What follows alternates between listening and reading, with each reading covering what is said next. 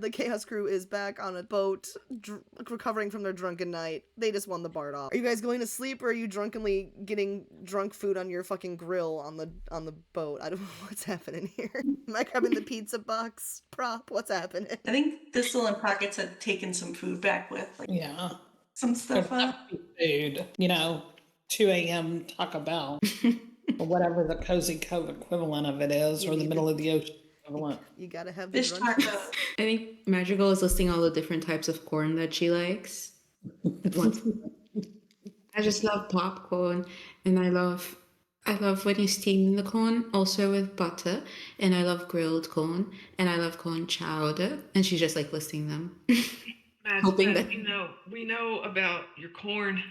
That's enough. But have you heard about pot pie with some corn in it? Or maybe you could put caramel on the corn. Wait, that actually sounds pretty good. Corn casserole. You can just eat it fucking off the cob. Do you know what I mean? Just corn as corn. It's so good. I need you to say cob again. Cob? I don't know why that's funny. Something about the posh accent and the way cob comes out. What is that? It's sweet corn pocky. I bought it just for this session. I told myself I'd bring it out the first time you brought up corn. They're like Takis, only sweet street corn? Yeah, it's sweet corn. I haven't tried them yet. They're unopened. I just opened them because Magical said corn.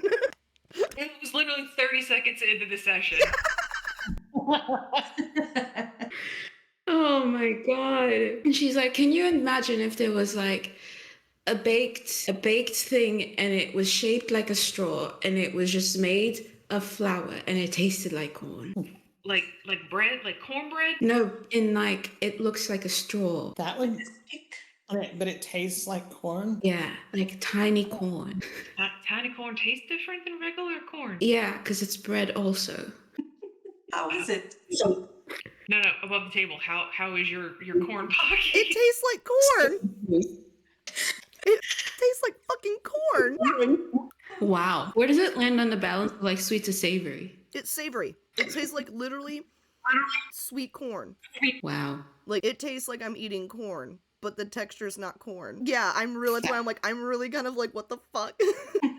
It's weird though, I can't stop eating it. Where did it come from? Oh god, we were at Daiso? It's like a imported like Japanese goods store. It sounds amazing. It was. This was like $2 or something, and it tastes like corn. And it has every serving has 3 grams of fiber, apparently. Just like corn. Just like corn. It tastes just like corn. Magical knows the entire nutritional profile of corn. She can't read and she's never been to school, but she can tell you exactly what's in there. I love this. There they are. So before a bunch of your preferred drunchies are in takeout boxes. It may look like a pizza box, but that's because all drunchies kind of look like a pizza box. But if you open it, it's actually just like a snack tray of all your favorite drunchies. I assume in the case of Magical, it's probably just so many different kinds of corn. Like, just so many kinds. What is this gift? Including these weird Pocky sticks. You gotta have some crunch. What is in the rest of your drunchie boxes? This will open hers. And even though it's like squat, when she opens it, it kind of like expands and it's this big pile of nachos that her and Pockets are like digging into. And it has a lot of weird things on the nachos, like beef brisket, cheese, and mashed potatoes. Just weird stuff you can see within and they're just gobbling it down, offering it up to Annie as much. Say mashed potatoes? Yeah. And some corn. Pockets points it out and like tries to give it to Magical. I love these Magical nachos. like stares. Delicious. Those nachos are the reason to have an imagination game, guys. That's fantastic work. Excellent job, Thistle. Take an extra reroll. I love it. I just saw the pizza boxes on the coat. And you can move them around. They're interactive shops. I know. Oh, that's right. You do know, because I introduced a lot of these in Flake City. Smudge, what did you say your drunchies were? I don't think I heard it. Tacos. Tacos. Tacos. Excellent. What kind of taco specifically? Well, if I'm really drunk, the disgusting ones from Taco Bell, from Jack in the Box. Oh, Because they're awesome. they're so good. They're so bad. They're so good. But if I'm not that drunk, just a good taco al pastor with pork and pineapple. Fuck, those are good. And and onions. I don't miss much about pork, but damn, I do miss those tacos. I love pineapple and salty pork together. That is just like, that is some of the best flavors out there, man. Which is why pineapple belongs on pizza. I actually 100% agree. I'm a big fan of pineapple on pizza. That's what's like my toxic red flag, which is a pretty chill red flag to have, by the way. Yeah. All right, and Danny, what's in your drunchies? Probably a bunch of different kind of jerky. Like I'm picturing like venison jerky because that's just fucking phenomenal. That is so delicious. Love it. Ooh. I don't know why, but I'm thinking like potatoes. I really don't know why. Like fries or like mashed potatoes, or like, are you like mashed potato, like scooping up jerky with potato, or scooping up potato with jerky? Like, what's happening here? like an actual almost like a baked potato, but yeah, like kind of like combining the two. Yeah. I spoke that from experience, so I've done that one high. And then, Otis, and I guess, did Gwen come back with you? Yeah, that's up to you guys. Did Gwen come back with you guys, or did she fuck off and go somewhere else? I think she fucked off and went somewhere else. I feel like we have some questions to ask her, potentially. Maybe when we wake up. Maybe when you're sober. Call me when you're sober. That's a song, right? Don't get me started on Amy Lee. I already had this question. Wait, what? Pushing buttons. That's what she's doing. She's pushing buttons. Who sings that song again? Achievement unlocked. Danny flipped me off. Again, all these things happen within the first hour of the session is fantastic. Alright, so you're all munching on your drunchies. Are you guys gonna sleep here in the port, or are you guys gonna try to actually go out to sea? Well, are we finished? That's Or are we just going to go out to be a little safer? Are we trying to hit that other bar, or were we not doing that because it's the bad bar? I'm kind of wondering if we want to like sleep it off and then question the bartender at the one we were just at. And then maybe take Gwen with us to the dangerous bar. If it's like daylight, maybe we won't get attacked. But I don't know. Oh, the DM's making faces though. I don't like it. Did you guys see Madrigal's message in the chat? No, wait.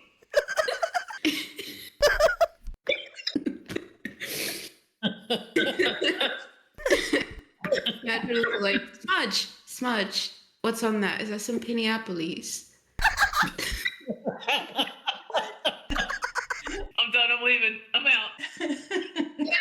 Daddy, wait. Have you ever tried one of these? I've heard of them, but I've never had one myself, right? Because everybody back at, all the bars are always going on about Pinneapolis and how they're the best thing you've ever had, right? But I've never had one. Could I have one of those?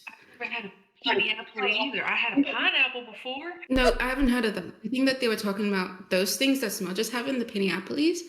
They're like the same color as the corn. Do you know what I mean? That stuff? Yeah, no, I think you're trying to say pineapple though. That's actually what they're called. Why would anybody call something a pineapple? So, what? What do you mean? Who the hell calls them a pineapple? Oh God, somebody help me. Help me. Thistle, anybody? From now on, they are Pinneapolis to me. And here's one, and I hand it to Magical. Now you can taste it. Thank you so much. So you have Pinneapolis. Oh God. Pinneapolis! Madrigal raises her corn on the cob and her Pinneapolis to Danny and is like, cheers to you, mate. And she just eats both at the same time. I need a nap. I'm making another prop. Sorry. Excuse me. Oh God. Is it Pinneapolis? Forever after. The singular is so funny. I'm gonna be saying this like in real life now. The next time we go out, it's gonna be amazing. I can't wait to go food shopping and just point out Pinneapolis. Yeah.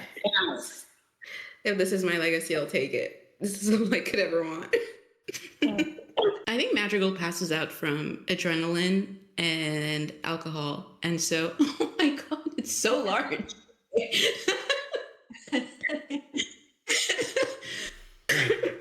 A wild pineapple appears in the boat. Pinneapolis! Pinneapolis. You do a little dance around it. Like a mayflower pot. It's a little.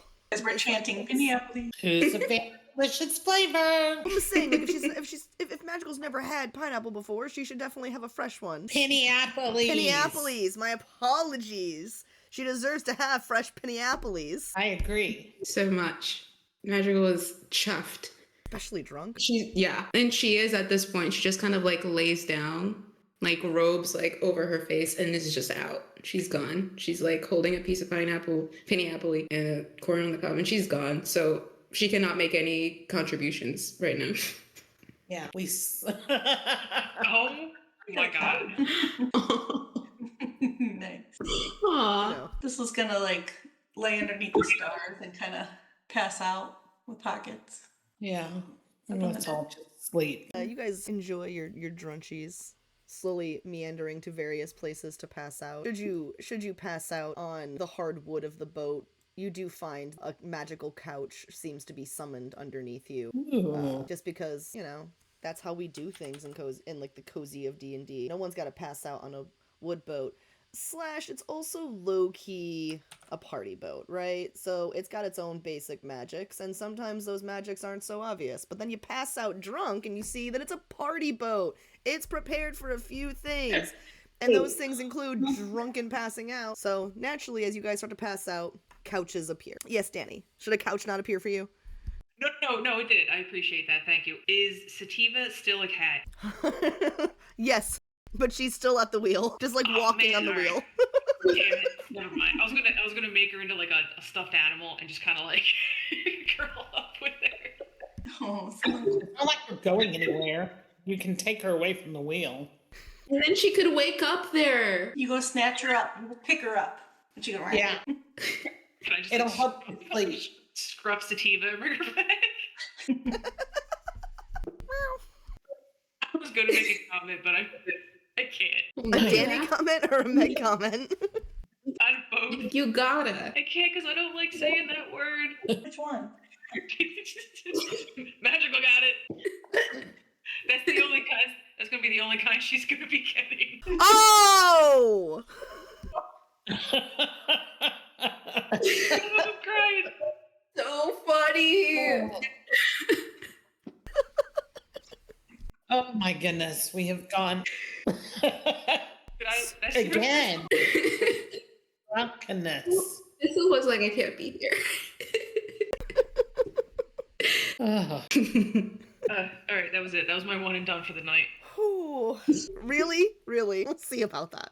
Okay. So you guys all fall asleep. Out in the darkness, the night sky is dark, obviously. Stars twinkle. And in the sky, stars and planets begin to slowly move, as they do and as they continue to do. However, they do creep closer and closer to a position. But with all of these kind of things, you wouldn't have a magical door being revealed from the stars if there weren't other magical things afoot too. And those magical things all happen whether or not you guys engage in them or not. But sometimes you guys do. And sometimes you gain friends who are helpful. Sometimes you find ways to not get hurt despite kind of being goofy messes. And this passing out drunk would be probably one of those times. Because all around you, you are surrounded by enemies of various sorts in the docks. But around the boat, there seems to be a barrier where no one seems to really notice the boat. And the few things that seem to notice the boat that come near it are either redirected gently or by force.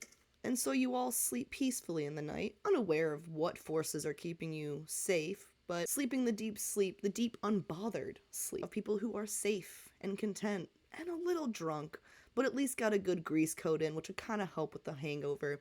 And thankfully you're on a party boat, which has the effect of, when the magical couches from passing out are summoned, the effects of like a liquid IV hydration system just tap into your systems to kind of help with the hangover. Thank you, Smudge, for that perfect party idea. That was an excellent idea from roleplay, actually. Thank you. So after the night of hard drinking, you're not going to be bothered by a too serious of a hangover. Nothing that a greasy breakfast can't fix anyway. And so the next morning, it dawns bright. Thankfully, there are sails that seem to have reconfigured themselves into slight shades. You're not blinded by the morning sun. And the seductive smell of bacon, fried up potatoes, biscuits, pancakes, and a few different kinds of corn, included delicious grilled and slathered in butter corn. Those smells are coming up from the galley, as if being prepared by the kitchen back in Cozy Cove themselves. It's not, of course, but it's a pretty magic boat. The food slowly begins coming out as if on invisible platters, sliding the plates by your sleeping noses to try and lure you awake. And when you wake up, before you see a small spread of delicious breakfast foods and pineapple. Or Pinneapolis, anyway. Pizza boxes are now a table. That smells wonderful. What is that? This will house up. Bagel. She yells to everyone. No. Breakfast! Sorry. Madrigal like startles awake and like falls off the couch.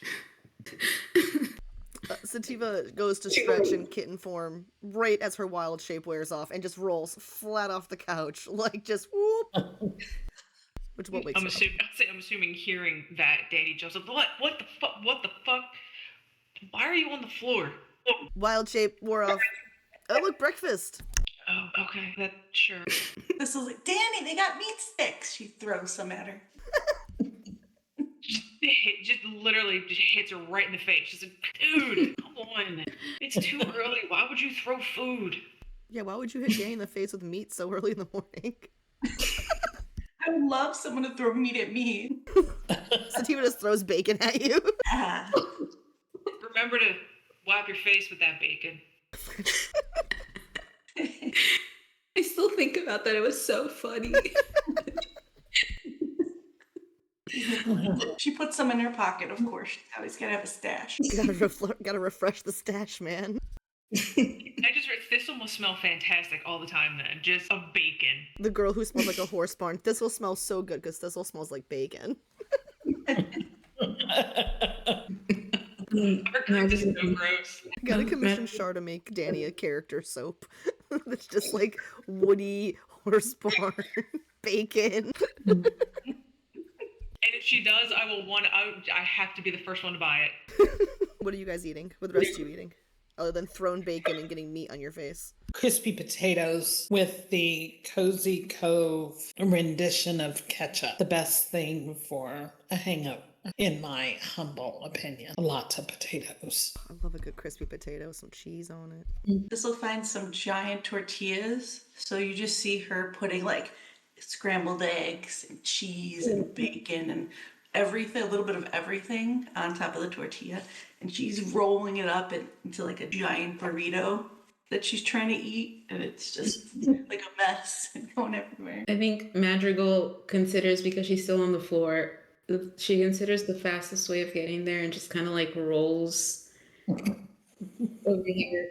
And she's like, this is the most hungover she's ever been in her entire life, because the combination of like the intense like social stuff that happened and the alcohol was really getting to her. And she like looked at the delicious burrito that Thistle has just made and is like, I think that's something like that I would like. And she tries to make something similar, but like largely corn based. Her driving imperative is like golden and crispy. So anything on there that's golden and crispy, she's trying to eat.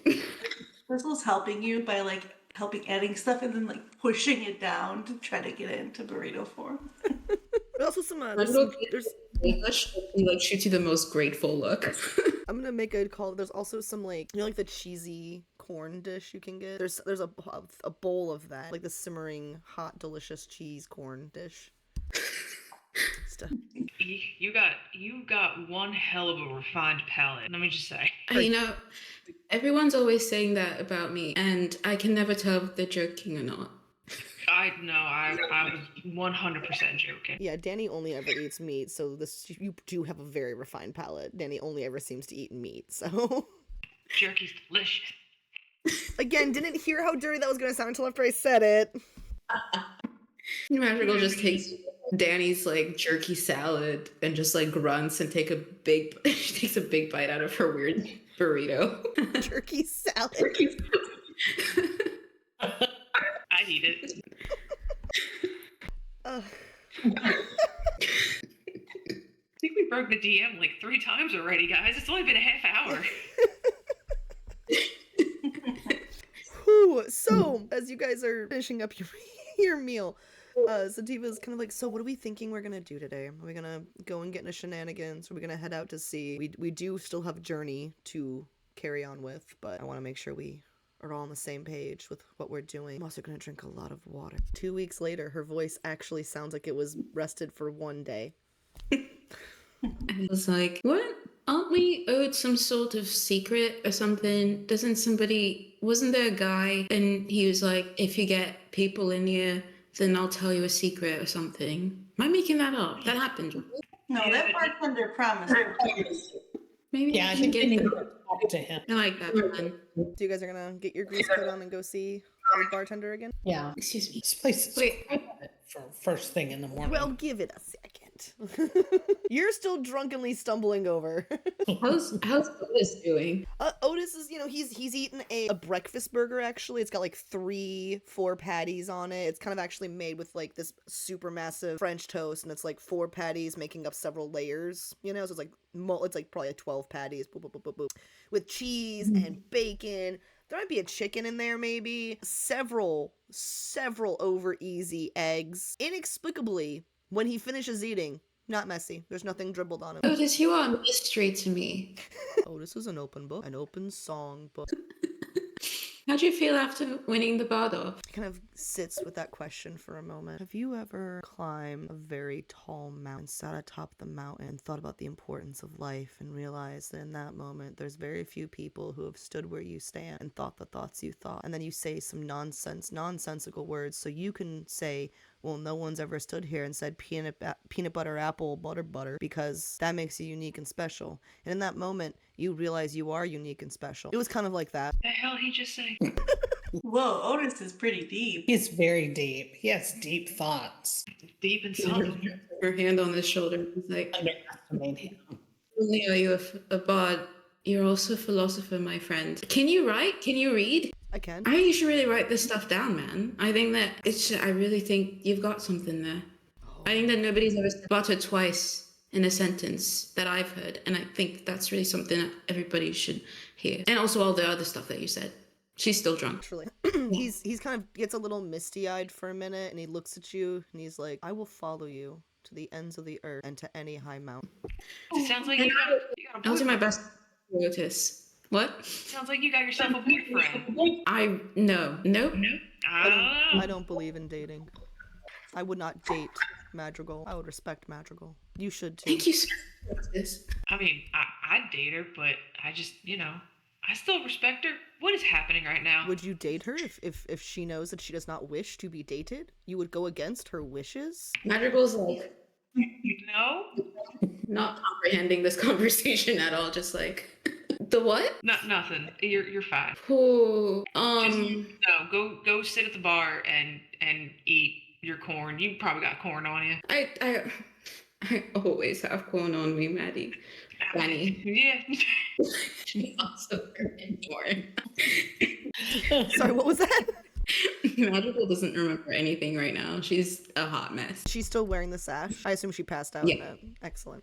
Oh yeah. Excellent. So you guys are back at the bar. Good sir, bartender. Do you remember us from last night? Winners of the Bard Off. The people who got the Bard Off. The reason I had to sweep up confetti and glitter. How could I forget? Did you make a lot of It money? was an okay night. Enough to give us a secret that you might have heard? Well, what kind of secret you looking to hear? There was a lot of music last night. Wasn't easy to overhear a lot, but if you tell me what you're looking for, maybe I can help you with something. Anything about a prophecy or Oakeven Isles? What else? Or Zentharian? rogue agents of chaos? Most agents of chaos are rogues. Well, like, what's his face who is here too? What's his face with the hat? The guy with the hat? A jar Yeah, axe? that's the one. Yeah, him too. I know that Jarl Axel's got a temper, and he's pretty irritated with Gwen. I'm sure you guys are aware of that. If you're looking for information on prophecies, I don't think a bar is the place you're going to find that kind of information, honestly. You might have some luck if you go to a place where there's a library or scholars or something like that. That might be helpful to you. There's some places you could head to. If you were maybe a bit tougher, you could maybe go to Ebongate, but that is some powerful high-level magic users. I would exercise caution, but that's where a lot of folks who talk about prophecies tend to be there, you know, as higher-level magic users tend to do. Let's see. Yes, about prophecies. Yes, about Jarlax. What else you guys ask about? Oakhaven Isle. Okay. Oh, well, you asked about the Zentaran and the Oakhaven Isles. A lot of them are here. It seems like they're all trying to go to some fancy dress party on your little buddy with the hat, Jarlaxle's boat. That's apparently happening. I actually had to help with a special order they put in for some extra booze. Guess he's planning on it being quite the mighty shindig. When's that happening? Oh, that's happening.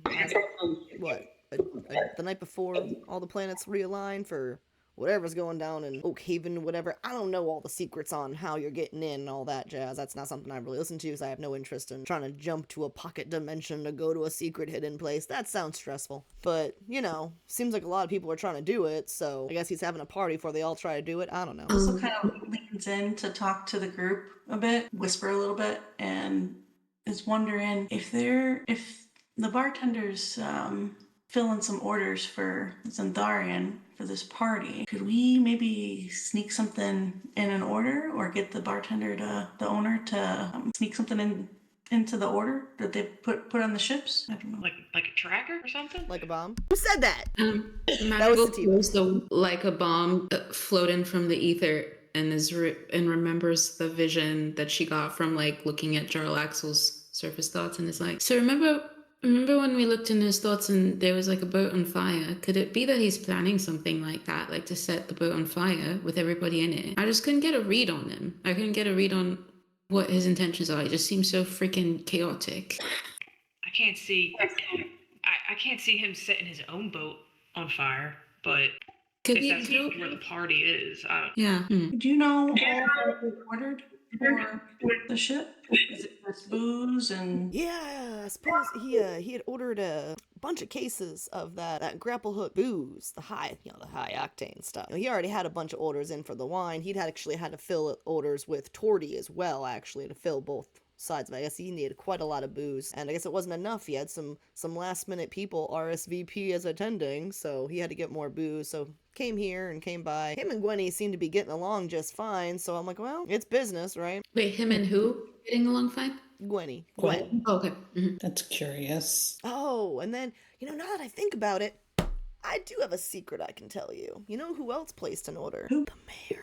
He put an order in. He says, oh, I want to help Jarlaxle's trying to do this, trying to get some people together. I'm going to send them a couple crates of drinks in efforts of peace. Take that as you will. Torty? Yeah, the mayor. But Jarlaxle also ordered some stuff from Torty, didn't he? Yeah, he had ordered some stuff at the bar. I guess they got to talking. Maybe that got old Torty feeling generous. He's generous too. That's the reason why he's mayor. He's a good business owner. He's a philanthropist. He does donate a lot of things to a lot of charities. Mm-hmm. He's practically funded most of schools. He's the reason we have some schools out on the island. He's even trying to fund some schools on the mainland. Says everyone should be able to read, everyone should be able to write. He wants everyone to have access to music. He's even putting up some bard schools, actually. Because there's a bunch of kids out here who want to be bards. They keep running off to the cities. They don't come back to the country, and then we get no good music. No bard-offs. And you need bard-offs. You gotta get the bard-off in the country, So he started just throwing a lot of money around. He's been an adventure. He has a whole history of adventuring back in the day. He's got a lot of money to throw around. So I assumed he was just trying to do a charitable thing and help old Jarlaxle out. I don't know why he would need help, but he said he wanted to order a bunch of stuff in the name of peace, and said he would take the packages himself and make sure they got on there. He said, special gift wrap them. I guess he wanted to add some special stuff to them. And then, they went out in the last ship to be delivered to the party location. What exactly did he send? I didn't look through his stuff. He's the mayor. Have some respect. Oh, so he didn't order them from you. He ordered some stuff for me that he didn't have in stock, but then, I just gave him the stuff and he went ahead and gift wrapped him or something, I guess. Right. I don't blame him, though. He's got an election coming up. He could have wanted to put some mailers in there or something. I don't know. You know how people do that here. What do they call it? Branding and marketing? Probably just something like that. Yeah. Sativa, do you know anything about what Torty put in these shipments? Maybe Gwen knows? I've never had a problem with him. I always thought he was a pretty cool guy. Definitely not trying to cause trouble. He's doing something to hurt Jarlaxle. Are we upset about that? I'm wondering if it'll help us, or... Was the order for the liquors, what exactly was the thing that he asked you to order for him? Oh, he was low on some liquor or another that he didn't have enough of, so I supplied it to him. Okay. Yeah, and then I guess was it like a brandy or something or what? oh, I'd have to look at the order form. Nothing that stuck out to me. He just said that his inventory was low. So Do you know where we could possibly find the shipments, or they're gone? well, I think he already sent him out on the last boat. You know, we've been running boats back and forth to the party boat. He's already got anchored out there. So Ah, so Jarl, he's gone. He's already out there. I well, guess. Jarl's had a boat anchored out there for a few weeks preparing for this shindig. It is turning into quite the party. You know if Torty's still up on this side of the island? I don't. He normally isn't around. I think he only came because it was a bard off last night. I don't know though. I mean, I go to work. I come home. You know. Should we try to track him down if he's up here? Yeah, I'm gonna ask. Do you know if Tori was planning on going to this party? Like, is he on the invite list? Oh, well, he is the mayor, not of that area specifically, but it would be rude to not invite someone of his regard to the party, so I don't know. Right. I don't know Jarl, but it stands to reason he may have given him an invite. You know, also, there was a lot of booze flowing last night. I feel like Jarl was just passing out invites left and right, so he probably gave him one drunkenly, nothing else. I mean, him and Gwenny really tied one on. Left stumbling together, it was weird. Did they know? I think that counts as a secret. I feel I have made up. I feel I've given a lot of information. That you have, my friend. Smudge, highly suspicious. That Smudge, that could be your like catchphrase. Highly suspicious. Guys, is there a chance that the pretend bartender was trying to give us a heads up about Torty, that he wasn't all he's cracked up to be, that he's hiding something? Do you think that could have been the purpose, to make us question Torty? Yeah. And now I'm questioning Gwen a lot as well. Why is she so thick with Jar Axel? Yeah. I'd like to talk to her. I have to say, I'm not feeling particularly. I mean, even if Tori's planning something, I think. So kind of above the table, I think that why Magical was trying to figure out like what kind of liquor it was is because she's assuming there's some sort of effect or poison or something on it that Torty is doing, but also he could just do that after the fact. But I think she's like, I gotta say, I haven't had anything about Torty that makes me suspicious of him. I mean, suspicious about, I think he's doing some underhanded stuff, but I still trust him, I think. I think so, and I'm hearing that it's in the name of peace is why he's doing this, and based on his actions in the past, you know, like I feel like it's something that can help us that he's sneaking into these shipments. I just wish we knew what or knew more to confirm. Yeah. One way to find out is to get on that boat. Do we want to try and find Gwen and maybe put her through the ringer a little bit? Because it seems like she's got some answering to do. Put her through the ringer. How? Ask her a bunch of questions. Are we updating the Chaos Crew interrogation playlist? No, we're just asking her a bunch of questions. Is an interrogation, but asking a bunch of questions. And let's keep an eye out for Torty up on the north side of this island. Yeah. Why did he come to the Bardoff in the beginning? I mean, granted, you know, he said that he likes Bardoff and blah, blah, blah. But I'm glad that you feel you can trust him, but I'm not there. Smudge, do you trust anybody? No. At least she's honest. I'm beginning to trust this crew minus Sativa. Sorry, Sativa. Naturally. But It's all in character. So he was like, yeah, naturally, of course. yeah. I find that people who do things that you can't tell why they are doing them is cause for suspicion. When it is an action that seems to go against what they say or express, if it doesn't match up, then that's suspicious, you know? And Gwen, who is saying she's an enemy of Jar Axel, she's a mini enemy, and we got to mess him up, and I got to do all this stuff. And then she is sleeping with him. I mean, can we trust that? Can we trust her? And the same thing to a certain extent with Torty. I mean, he's a bar attender. Why was he at this bar last night? Why wasn't he in his own bar?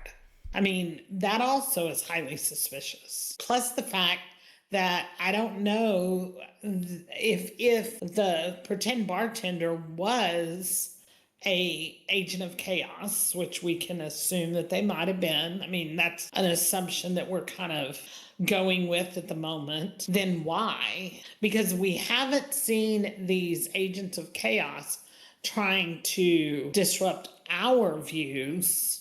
as much as those around us. It seems like the agents of chaos, for the most part, are trying to help us. But it could be that I just don't trust anybody. But these are my thoughts. Thank you, Ray. Some really good points there, Smudge. I mean, I wonder if it's possible that Tordy came down here, not just, to hear our beautiful renditions of various pub songs, but also to place his order for whatever it is that he wants to send off to Jarlaxle's boat and kind of like obscure the paper trail a little bit. That way it's not coming right from his, pub. Yeah. I'm still not entirely convinced that his objectives are negative, because Jarlaxle but admitted that he was doing this kind of like a fuck around and find out kind of a situation. He doesn't seem like he's got quite a good moral compass, and so I'm not opposed to things that would hurt him, because I just... No, not. Yeah, he's trying to start a war because he thinks it'd be fun, and I don't like that. Yeah. And if Jaraxle is, not if Jaraxle, if Tordy is trying to do something, I definitely am of the belief that the enemy of my enemy is my friend, to a certain extent. Not that I would drink something that he tells me to drink, because I'm not going to trust him that far, but, We do have those goblets. Yeah. What do we think for next steps? Who do we want to talk to next, do we think, to get some information and clarity? I mean, we will need to head out soon. Gwen or Tordy would be my thing. Otis, do you have any insights? You've proven to be very philosophical. Do you have any insights into what we're dealing with? Asking liars for truth is a fool's prerogative. This man, you've really got me writing this stuff down. I'm telling you. He's not wrong. Wait, never mind now. Yeah, you're right. Can we just go out into outside of the bar, see if we can see Tordy? When? As we're kind of heading back to the ship. And if we happen to see that gross guy that was the manager of the Sirens, y'all look away while I, strike him with lightning. Can we... Lightning. I think that's a little bit much. Are you sure? He says he likes to fall into the breasts of women accidentally. Can we actually tell the bartender about that and tell him what we found out about the gross guy and be like, hey, by the way, That'd be a wise idea. Yeah, just like, oh, guy. By the way, thank you so much, by the way, for sharing a secret or whatever. I hope that we were able to bring in some good business, and if we're ever back in the area, hope it can continue to be kind of like a, like an exchange of information and, bringing business in or whatever. But just so you know, we all had a bit of a run-in with some dude who really freaking sucked. Can't say anything about the ladies. They seemed okay, I guess, but just a little bit ditzy. But I didn't talk to them that long, so maybe they aren't ditzy and they have their own purposes, and that's wrong of me to assume. But I will say that the manager absolutely sucked. Well, what about himself? He's a skis ball. What she said. That. Yeah. Why? I need to know the details of it. I mean, there's only so many things you can even pull off in my bar. If he's managing to skirt the rules or something like that, I need to know how, why, what, where. He was telling us, one of his things he said was that you couldn't accidentally do something and get away with it, because he accidentally trips and falls into the chest of women all the time, and the magic stops him. So Pretty impressive magic, honestly. What? So that is kind of his. I mean, it's pretty good magic, though, right? It stops someone from getting assaulted. That's pretty impressive, right? Yeah, but what is stop him from assaulting him as soon as they walk out? Well, I can only do so much here, right? I mean, it's very powerful magic to keep it just in this bar. I could try to let it spill over a little bit, but I mean, at what point should the law and order people of this town actually do their jobs, right? I mean, I'm just a bartender. I'm already doing a lot to keep this bar from having problems, right? Who is the law and order of this town? That's a great question. I think the problem we've had here lately, actually, if I may speak freely, is that since this area kind of grew up so fast, and this area is kind of, as you know, full of pricks, any sense of law and order we have is the kind of criminals who are able to get organized enough to become law enforcement.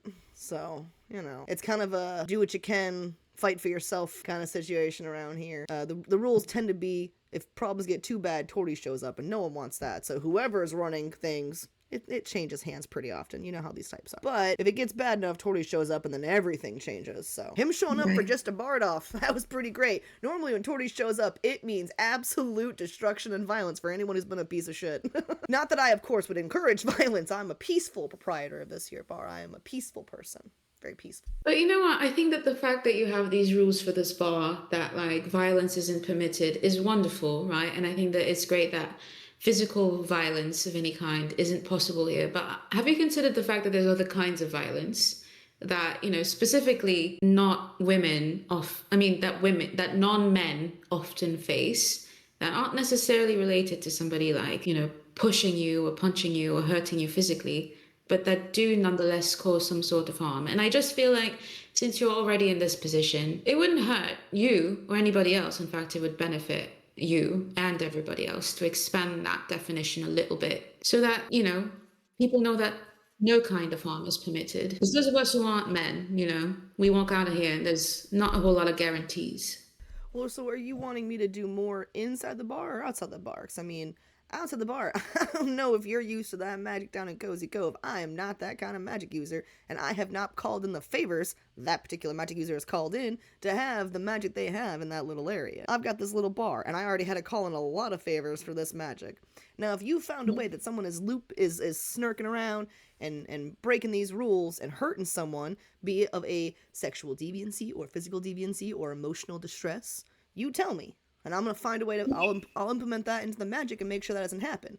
But I can't do anything past this bar. I mean, I'm not trying to pull your leg or anything. I'm a simple barkeep. This is already very impressive magic, Now then the manager, you do need to augment, because that manager it was very bad. How's he doing it? I thought you said that he tries to bump into him, but the magic stops him already. Yes, but that's not the thing that it says. And then he'll say, didn't he make some comment about he would walk them to safety when they left? Ugh. Yeah. Do you know what? I don't remember exactly what he said. I do remember that man is a net negative on any kind of environment that he's in. And so it's up to you ultimately, and I get that you're doing your best, but Just I don't let know. him eye on him. Have you considered hiring an assassin to take him out? Have you considered hiring an assassin to take him out? I already pay a lot of money on this bar, guys. I can't be hiring an assassin every time I've got an asshole in here. I do have the clientele I suppose to hire an assassin, but that's a lot of money. I'm gonna need a lot of bard offs. You gonna get in here and pack my bar every single night, get the bard off every single night? We've got a lot more important things to do, my friend. Exactly. Danny's gonna turn to the group and be like, listen, if we find that guy outside, you fucking tell me. I will kill him myself. I don't mind. Like, I couldn't do it in here, just tell me. Yeah. I'm kind of getting the sense that this man's not. But he has reached the limit of what he thinks is acceptable, and I'm not entirely sure that we are able to convince him otherwise. No.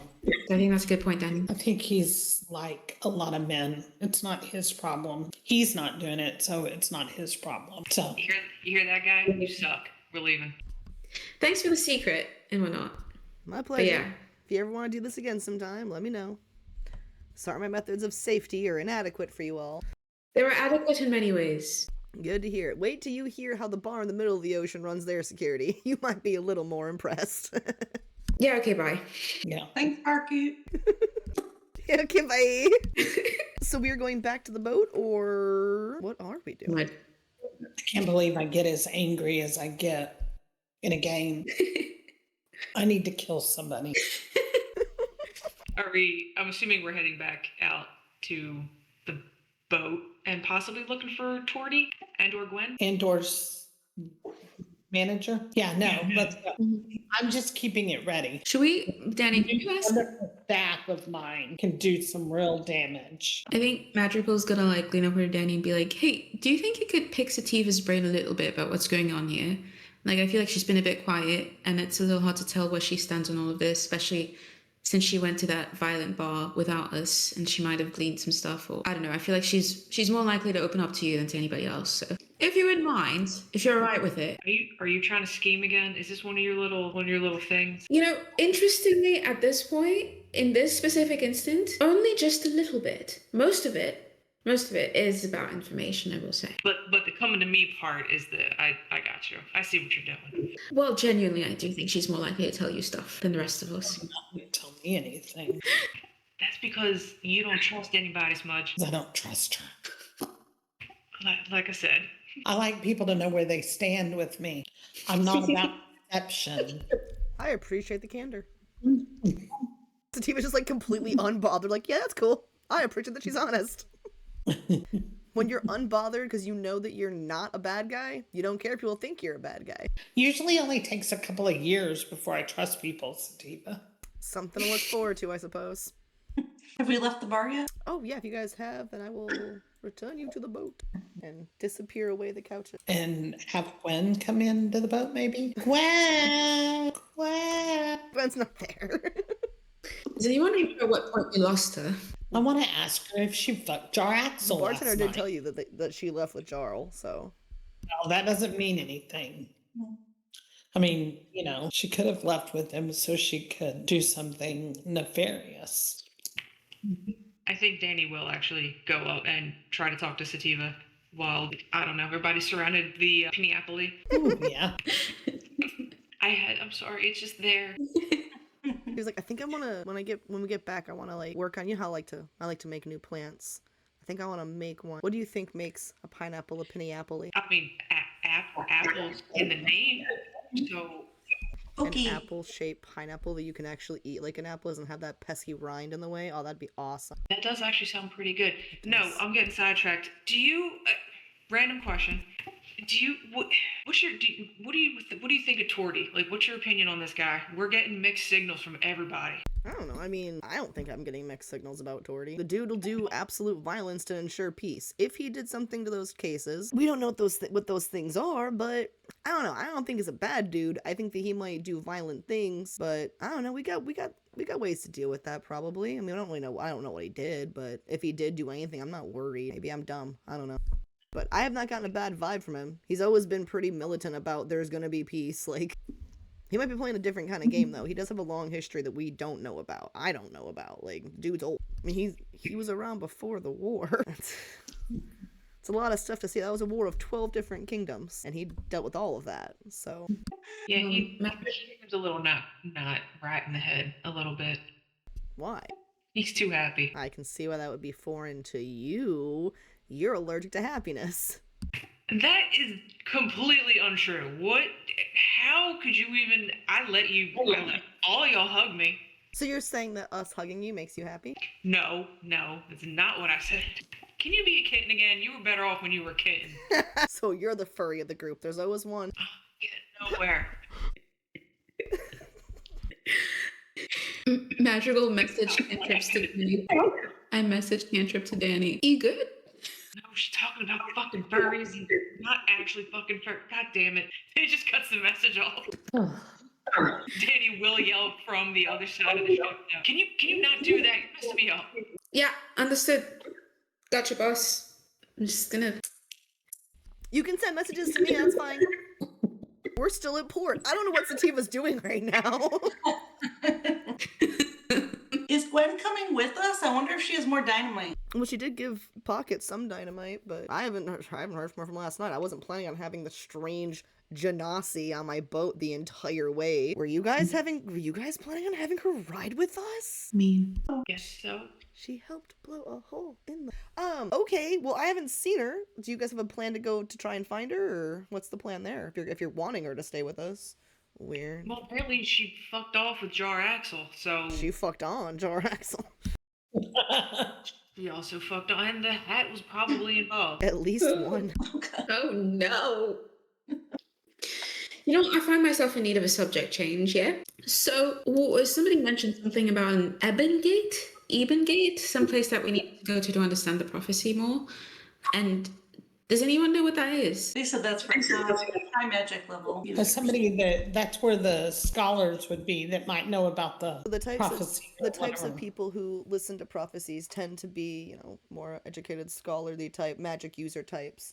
And the higher level of those magic users tend to hang out in Ebengate. On the screen, you'll see the current work in progress map of the area around you guys back in the Cozy Cove region. And Ebengate is right up here by the northern point before the mountains kind of take over. They are known for being very high level magic users. Like, many people in this city have godlike powers. Like, Babs herself has said, "Oh, I don't really go there. Like, I don't fuck around in there because like you have to be on guard because everyone there can just world bend stuff, like just crazy high level magic." I mean, there is some political stuff involved as well with the region and how they play into everything with all the other cities and whatnot. But I don't want to bore you with the details. But yes, Ebengate is where He advised if you're looking for more information on prophecies and whatnot, there'd be a chance of finding people at Ebongate. There's a chance you could find people who know about prophecies elsewhere as well, but that's where he suggested you guys look. Can you circle on the map the place that we're actually going to? The place you're going to for the party and the whatnots? Yeah, that place, and then the other place. What's the other place that we're trying to find where there's stuff happening? Island Oakhaven? Oakhaven? So Like Oakhaven, those two? for lack of a better way of describing where Oakhaven is, they're here in this imaginary subspace of a plane of existence because they are not on this plane. There's a magic that supposedly happens when those planetary alignments happen that allows the ability to get to where Misty Isle. Oakhaven is actually at the center of the Misty Isles, which is actually a couple islands that form an island mass. Okay. Maybe after the break I can pull the map off Incarnate and show you the in progress. So above board you can see what I'm talking about. Your characters obviously would only see a hand-drawn rendition from ancient text or something, but it's a couple islands and then Oakhaven's at the center. Do we feel the need to see the prophecy or to get more information? I'm not sure whether that fits on the list of priorities. Don't know. I think as we go, we were trying to just find information, but our main goal is still getting out to this party to protect Oakhaven Isle. So stay on track. Yeah, that's my vote, not to get distracted. Maybe that is the agent of chaos, and what they're trying to do is distract us from our main goal. That makes sense. Do we know what day, or obviously it was like with the whole planets aligning thing, do we know like how many days left until that happens with the party?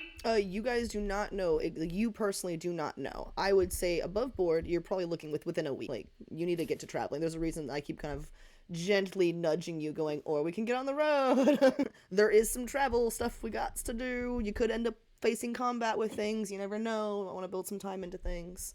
Yeah, let's get going. Let's stick with our original plan.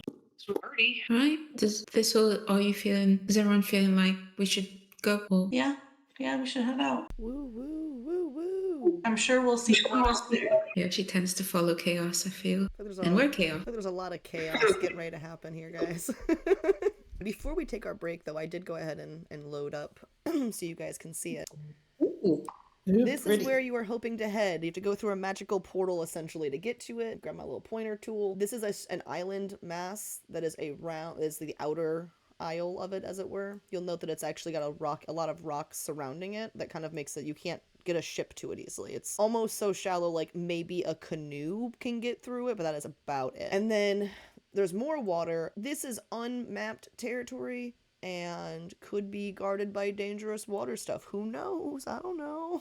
And then inside here we actually have the center mass. Somewhere in this mass, rumored to have it, is the Oakhaven Collective, and that is the people who have been there. You don't really know much about them other than they're, magical peoples who have been.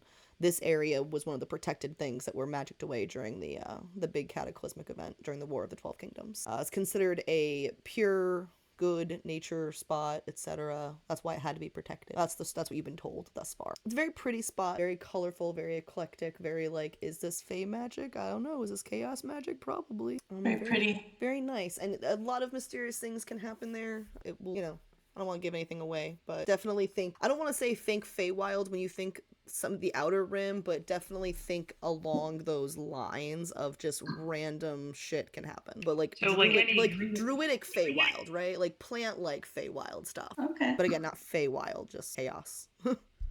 Cool. And like with anything in the wild that's pretty like that and bright colored, it can kill you. Oh no! That's a possibility though. I'm glad Thistle has that staff, the woodlands. That could prove useful.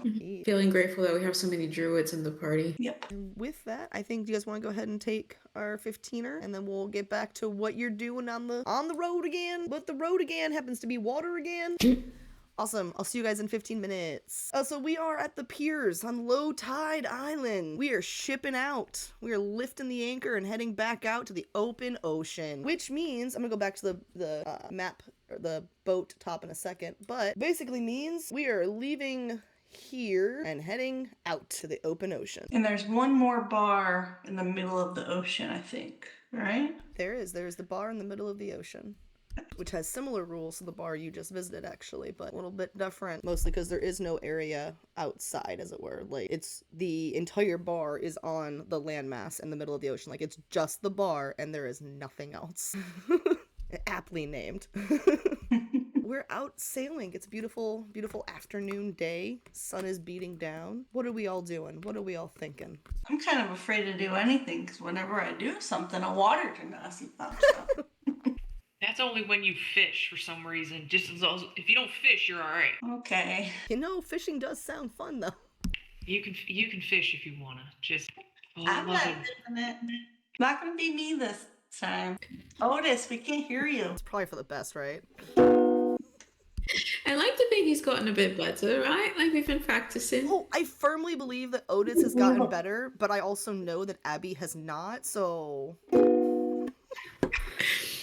I think Magical maybe might try to talk to him a little bit because, you know, we've invited, or Magical has invited, and this random dude onto the boat with us.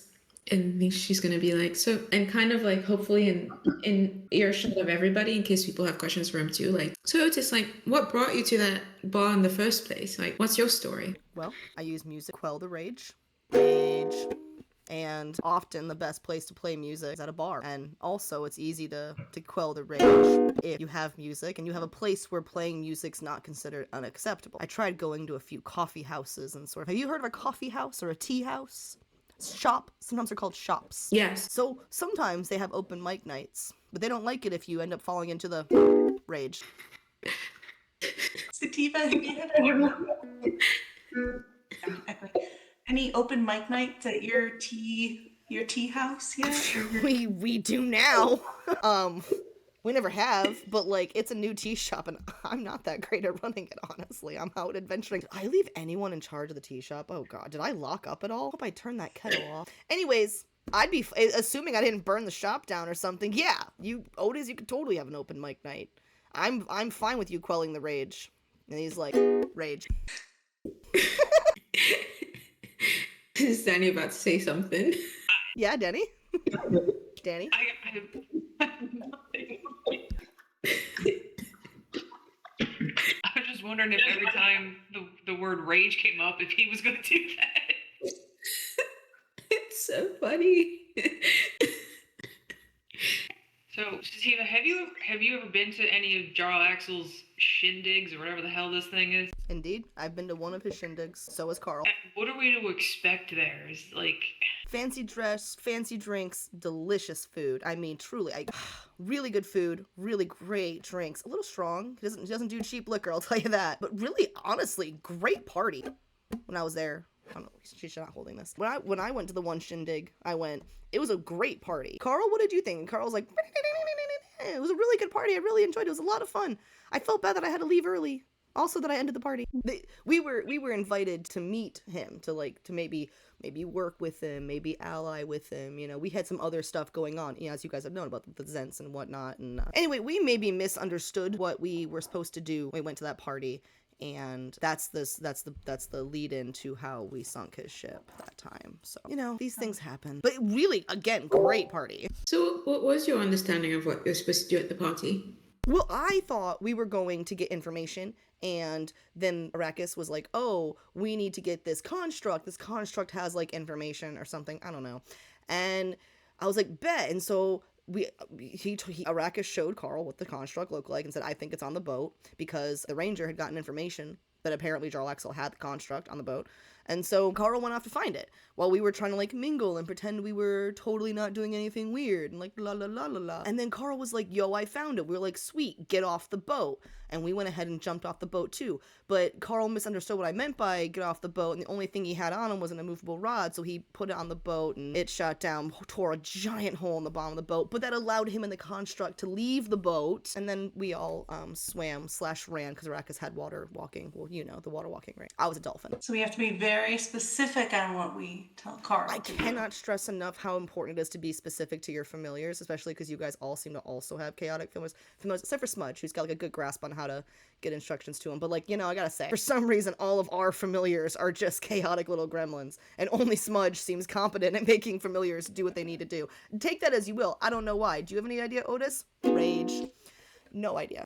Pockets like seems to take offense. He's like, He is a chaotic little gremlin, let's be honest. he's amazing. Does Pockets have any opinions about Magical Sash, since now they both have sashes? He loves it. He's looking at it in detail and just kind of like picking at her clothes, hanging out. He's always trying to hang out. Yeah. When he's not by this side. I think Magical's like hanging out with Pockets and like still brainstorming ideas for the song that she's gonna write for him. Like running a few ideas by him, being like, does this fit? Like, what are you thinking about this? Like, so she's brainstorming. And like I feel like it's pretty common when we're on the ship, you know, out to sea, that this will like gives over the ring of like speak to animals to Magical, so she can just like chit chat with Pockets. Oh my god. That makes me so happy. Yeah, Magical's having whole ass conversations with Pockets. She's lost to the world. They're just getting into it. At least they're done talking about corn. You don't know. I never for a second thought they weren't talking about corn. Magical. On that note, I think she's like, okay, so Otis and Sativa, had you all kind of, sorry, I was watching your cat like decide to hop onto the chair and I was like, wow, incredible. Have you all met before? Like, is this the first time that you're meeting? Like, had you heard tale of each other or something like that? I think I saw him in the Cozy Cove Inn once or twice. Yeah, I went there to rage, and they said I could not rage, but they did let me sing a few songs on the stage. Yeah. Where does your rage come from? Like, what do you have any kind of origin stories, or like where are you even from? I do.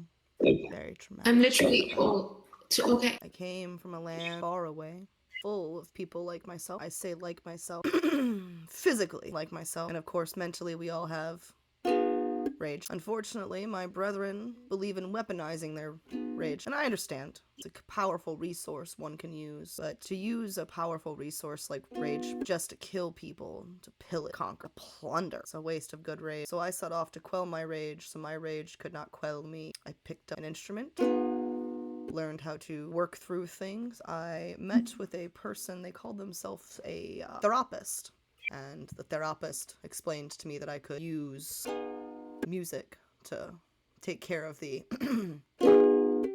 so my rage does not quell me, but I can always access it. It's always there, bubbling beneath the surface. But you don't need to worry. I only use it on those who are evil, or people who play bad music and force others to listen to it, because really no one wants to hear Oasis again. Thank you.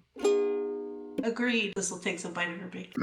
I think that's great, Otis. I feel like I mean, do you ever think about going back to your people, or are you just kind of comfortable? Do you want to be hanging out with us? Like, is this something that you would opt into? I mean, I don't feel like we got you here against your choice, but I'm enjoying it. I feel perhaps my story has brought me here for a reason. You're all very small. You're just really, really big. Maybe that's true, but there are other things that are big that could squish you. So maybe it's good that I stay. That way, if anything tries to squish you, I will release the rage. You're a good man, Otis. Ask not what a good man should be one. And you are. I like you, Otis. Glad you're here. I like you too, and I'm glad I'm here.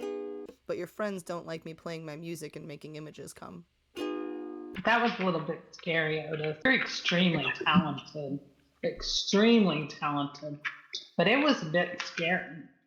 But it could be very powerful, and it's a great skill to have. And there's going to be a time when we're going to want you to use that skill. I have a feeling. I think I need to see more stories so I can make more stories.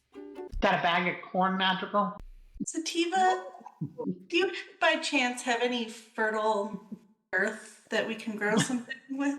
So I beg your finest pardon. What did you just ask me? Dirt, you know, that we could grow something with. I want to try out the staff. You gotta grow your staff? Yeah, we stick it in the ground and it grows a big old tree. And I'm really missing my trees right now. Okay, I guess my next question. When you say soil, does it need to be like in the earth, or does it just need to be a bag of dirt? I'm not saying I have a bag of dirt, hypothetically. But if I did have a bag of dirt, would that be enough? Or would you need, like, a plot of earth connected to ground? Because we're in the open ocean. Oh, man, I don't know for sure, but I think it's got to be fertile earth. I mean, it's So fertilized probably- soil. I mean, we could try it. Fantastic. The DM will have to decide. Fuck. Okay, but hang on. Let's think this through though. It's gonna grow a large tree thistle. Where are the roots gonna go? It's magic, and it'll go back into a staff afterwards. Leaving holes in the place of the roots. That's what I'm afraid. That's what I'm afraid, that we're looking at a situation where we get holes in the boat. I see where you're coming from. All right. I do have some grapple hook, pots, but they're just like potted plants. So I mean, I don't. If it's a tree, it might burst out of that. Yeah, you're probably right. What happens? Alright. What happens when you plant your staff and grow a tree? It's just a giant tree. Radiates a faint aura of transmutation magic, and while touching the tree and using another action to speak its command word, that's how you return the staff to its normal form. So it's just a big tree. I don't know. I'm kind of missing my forest. Do you want me to summon a forest? I don't know. Ooh. I don't know what it is. Remember, last time we did that, it was in a forest. It's what's in the forest that scares me, Otis. I don't Me know. too. Why don't you see if you can grow a tree on the bottom of the ocean floor? Yeah, we could try to grow it out of my bag of holding. I don't know if that would work, but if we put like some dirt in there, maybe you could. I don't know. Could that work? DM? I don't know. And we're moving pretty fast. I don't know if we should. I don't want to lose this staff in the ocean floor. That's true. Yeah, I could just try some fishing. You guys want to fish? Yeah. Okay. Pockets lead you by the hand over to the fish. We're gonna use fishing rods this time. No dynamite. Okay. You pulled up a monster last time with a fishing pole, but okay. But we also got some tasty fish sometimes. So Got a point there. Just hate it when she's right, don't you? Right, if it starts pulling you back, just let it go. Because that could be a water weird. Again. okay. So me and Madrigal and Pockets are gonna do some fishing. All right, so you guys are going fishing using regular old fishing pole. Which side of the boat are you fishing off of? Maybe the back left, kind of. Party on the back of the boat. Party on the back of the boat. We got a party on the back of the boat. All right. Go ahead and roll a d20, and it can be a. Where's your thing? You could do like maybe a survival survival would work since you're fishing. That works. Okay. Is anyone helping out? Madrigal, are you helping? Yeah. Or are you also just fishing? I'm gonna give Thistle the help action on this one. Alrighty, using your own survival expertise. Yes. Is that how that works? I've actually never given the help action. Yeah, so since you have an ability that can kind of lend the help, you've fished before, you can, maybe spot the nuances in the water or whatever. You're helping out, and they would give Thistle advantage on Thistle's roll. Okay. 13. Plus, I'm proficient in survival.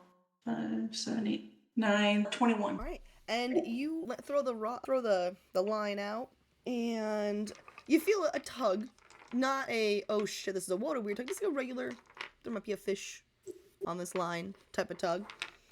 And you can do a strength check. It's a simple one to pull it in. You could probably also use like athletics if you really needed to. Okay. 15, 16, 17. Okay, so you're very successful in pulling it in, and you pull up. First, you're like, oh wow, what is that? And it's large, long fish, and you're kind of like, whoa, what is that?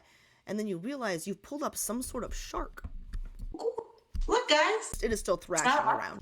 Wow. Can we eat this? I think it wants to go back. Okay, buddy. Gnashing its teeth. Let's throw it back. Live another day. With a hook still in its mouth, but it's alive. So I assume you rehook your line, and are you gonna throw it out again? All right. Naturally Papa? Yeah, same situation. But this will go ahead and roll. Oh, advantage, right? Yes. Nice. 18, 19, 20, 21, 22, 23, 24, 25. All right. 25. Excellent. Far better than what the other one was. So you sit for a minute, you wait, you feel another tug in the line. It doesn't feel as intense as the last tug, but still a tug all the same. And you can do a strength or athletics to pull it in. 18, 19, 20, 19, 20, 21, 21. All right. And again, easily pull them. And you actually pull looks like a very handsome, like very large tuna fin, like a really nice yellowfin tuna. Who wants tuna? The silence, but then the silent cheers. Yes. We got Yay! Congrats! Try not to cut this one up like, mincemeat. All right. We're gonna do something. Well, we know how to do that. Just don't make her mad. Really, that's on you, Danny. You're the one that always bring up a traumatic past and making her upset, wanting to get vengeance on the people who hurt your parents. Really, it's on you. Y'all made me talk about it, so it's really on y'all. Made you talk. You mean gave you a safe space to talk about your feelings? Made her talk about it. All right, just cut the tuna up. I got this, guys. One is like as big as her. I think while you're doing that, Madrigal's going to be like, speaking of, traumatic pasts and whatnot, how are you all doing? We've been doing a bunch of stuff, going to a bunch of places and going on adventures and having goals and whatnot and meeting people. How are you feeling? All of us. What? Do you mean me in general or all of us? I think everybody. I would love to hear how everybody's feeling about things. But you should go first, Danny. God damn it, why did I talk first? You walked I right don't into know. that. I feel fine. Next up. No. I don't know if you feel fine. I don't know, man. That wasn't very convincing. How about this? Danny, how do you feel about us getting closer to kind of facing off with these Zentarian? Oh, I'm probably gonna shove my spear through Jarlaxle's face if I get a chance. Probably Manchun or Manchild, whatever the hell his name was. I'm actually really looking forward to that. I might actually wild shape and just claw his face off instead. Ooh, I like that. What would you wild shape to? I haven't done it yet, but I'm leaning towards like either a wolf or like a tiger kind of thing. Ooh. I think that'd be pretty fun. That's Does awesome. the team react to that? I mean, that's why I like meat. I'm already halfway there. Shut up, DM.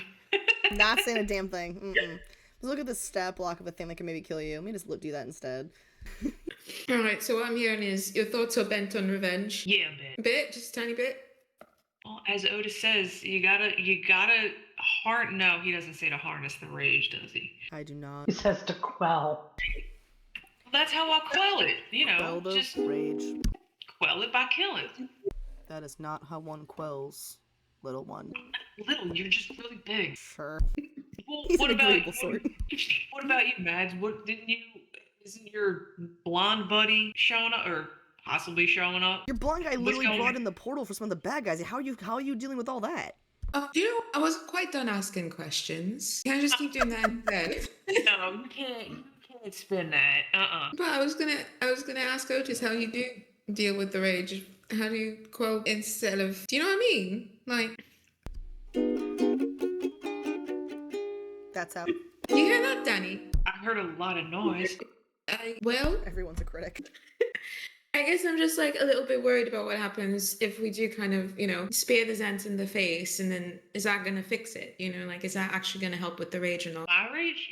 I'm sure it'll help. Yeah, it'll help someone. What about the grief? Why are we? No, I asked you about Blonde Boy. Why are you spinning this around back on me? Well, I mean, in a way it's related, right? Because I also have to think about how to quell the rage and the grief of being betrayed. And so I feel like I might learn something from how you're thinking about it, and maybe the rest of you too, if you've had some similar experiences.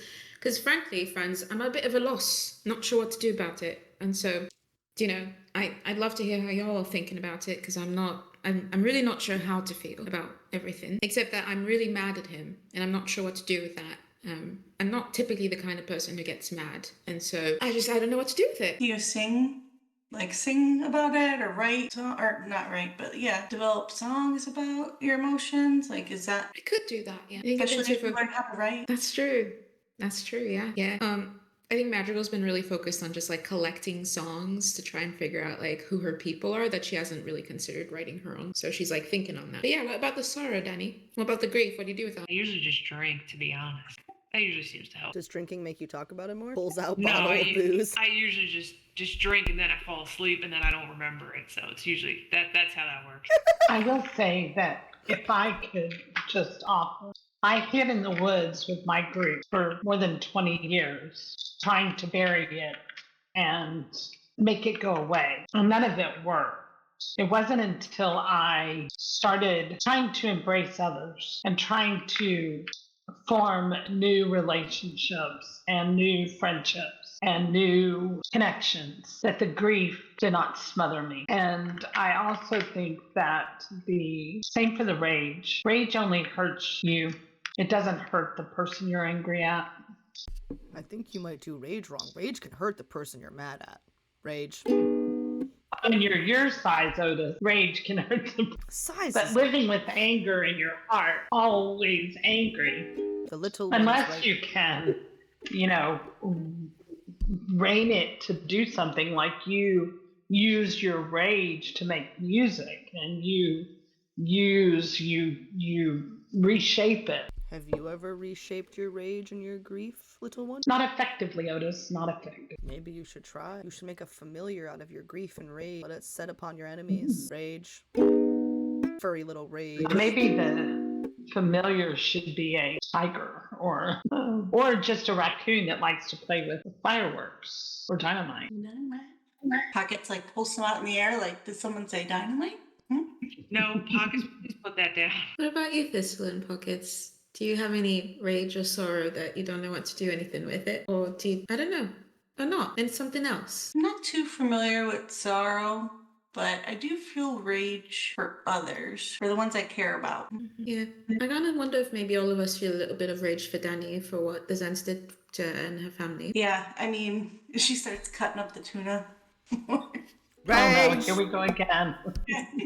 Pockets like takes the knife from her hand. Yeah, when we get there, oh, they're not gonna see us coming. No, I have a feeling that we will all get to thoroughly express our rage and anger when the time comes. Throw it all into some good combat. Kill thoroughly. I think Madrigal's gonna start working on like a battle song, and I think she's gonna ask each of the party members like if there's like something that they would want in that song, so that when the time comes, she and Otis can like strum some power chords. So, like, Yeah, like she's trying to channel her rage. Pockets wants to sound really like strong and big in the song. Danny makes a point. Do not, please just leave out the fact that I'm constantly smell like a barn. That people don't need to hear about that. Nobody's gonna hear about it, Danny. So we are in the middle of the ocean. There's no landmass in sight at this point. It is ocean in every direction. You are guided simply by the stars and whatever guidance equipment you trust the stoner with the purple hair to use to get you to your destination. And you're all discussing the sources of your rage and how to quell your rage or best use your rage. And Otis looks at you as I really liked this thought of a battle song. I also like the sound of a battle song. We need more instruments.